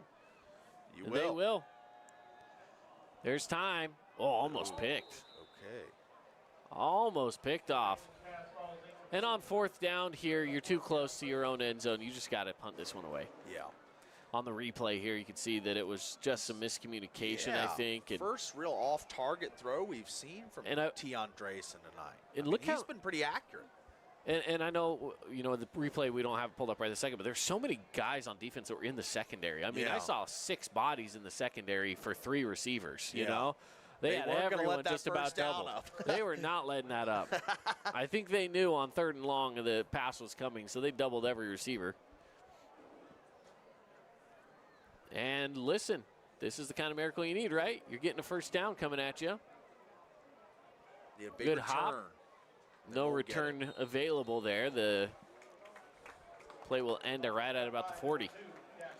So it's a fresh set of downs. 1st and 10, 1 minute left to go. It's a 2-score game. They've got to push it quick. If I'm Crimson Cliffs here, Paulie, I'm thinking you throw your secondary 20 yards back from the line of scrimmage. Prevent style, right? Just you're preventing the big plays. Yeah. And it looks like that's about what they're going to do. They've got guys that are running a big old zone defense back here right now. Just 3 down linemen. Oh, I always see a 4th creep up, but he's more of an edge. Your corner's playing 10 yards back. You've got 2 safeties. Good and the edge. pressure's still getting to the quarterback. Almost tripped him up. He's still got to get a pass away if he can. He does. Jump ball. Caught. Wow. Caught at the 31. Landon Hill, the running back, makes a play. Look at this hands catch as he breaks a tackle here. And instead of running, stops and thinks, needs the pass, and throws a dime here into contested waters and makes a catch. Look at all those red jerseys. There are 5 Crimson Cliffs Mustangs. There a flag here? Ooh, and a flag is going to bring it back. Uh-oh. That's no good for Brighton. We got all wrapped up in the replay of how beautiful that play was from the Bengals. So they're saying the quarterback was past the line of scrimmage. Now, I've always thought you can straddle it. Yeah, I think that's pro in college. I don't know if that is the case here. We can watch it on the replay, I think obviously. the whole body in high school has to be behind the line of scrimmage. Because the 40's the line, and he's straddling it. Yeah, he is. Which I'll be honest, I thought that was okay. But I guess for high school, that must not be the case. Yeah, I think that's right. Interesting. Snap away. Here we go. And losing the football, but I believe they were able to get it back, or it goes out of bounds. Goes out of bounds. Luckily, so he catches it. Fortunate.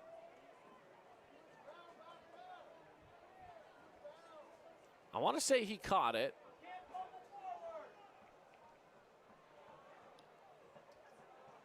I'm waiting to see what the officials decide. And the 50 was the line to gain anyway. So it is going to be close to a first down. 40 seconds only in this game. And there's a conversation being had with the officiating crew a little bit here as I will get a call. So they said forward fumble out of bounds. They return it to the spot from where the ball originally fumbled. He fumbled it at the 48. So it is a good catch. The fumble started at the 48. 3rd and 2. Here we go. 40 seconds left to go. Looking to pass across the middle. It's caught again. Slade Taylor, spin move, makes one man miss, and he'll go down at the 35. The clock will continue to run.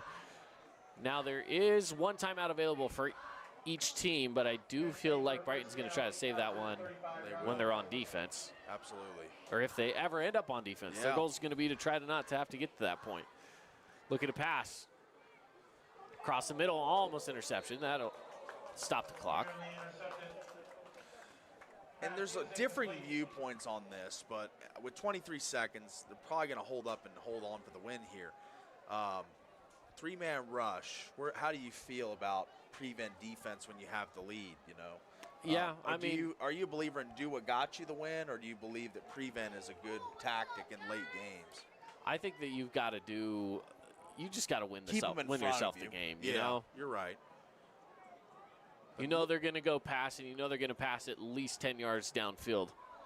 Going to send this one deep, and that's well overthrown, so that'll stop it there. 3rd and 10.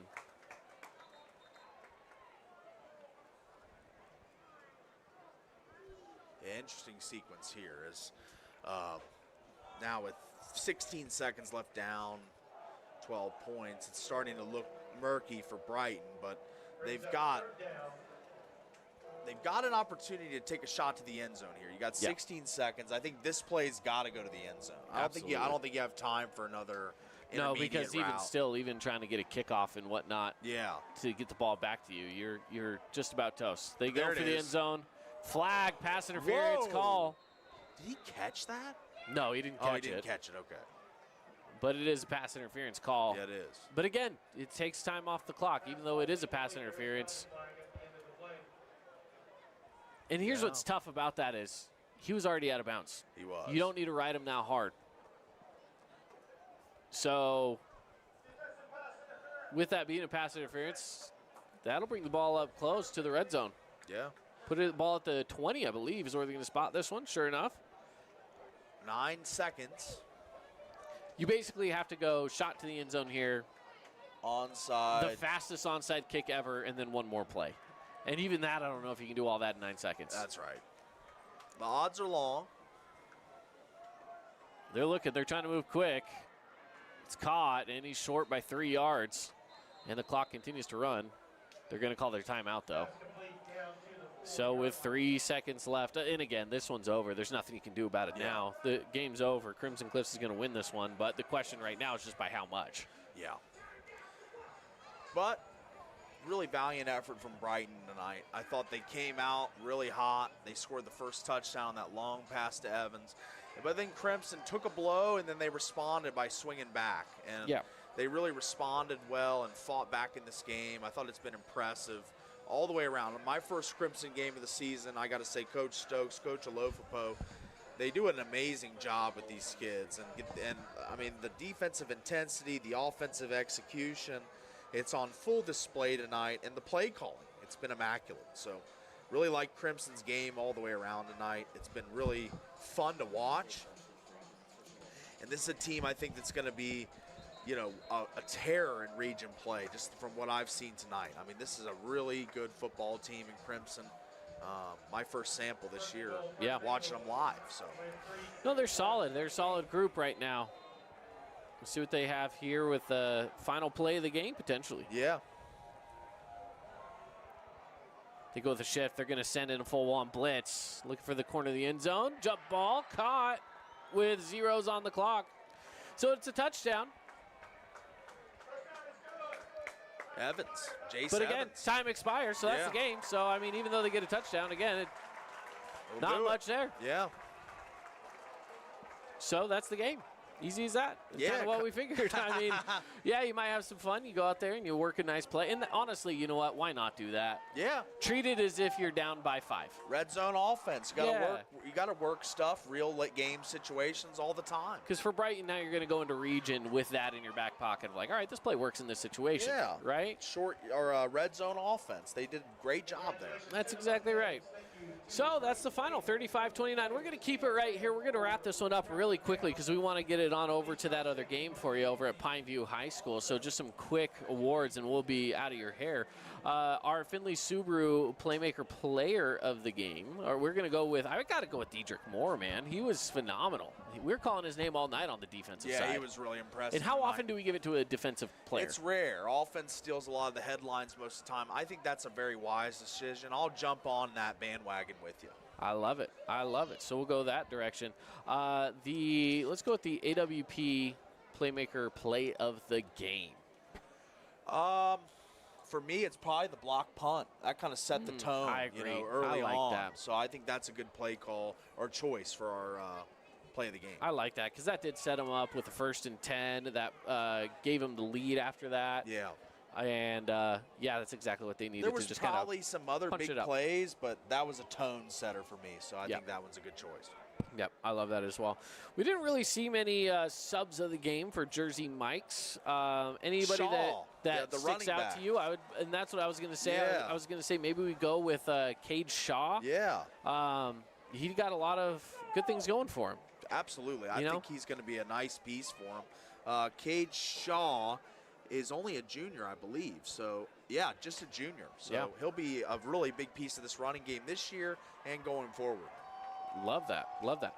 All right. Well, again, we're going to wrap this one up real fast. We've got another game going on across town, and we want to get you to it. As soon as this stream ends, it's going to kick you right on over to Pineview. So you'll be seeing that one coming at you shortly. For all of us here, for Paulie, myself, and for Tara, Monica running the camera, appreciate you being with us, and we'll send you on over to that game at Pineview High School.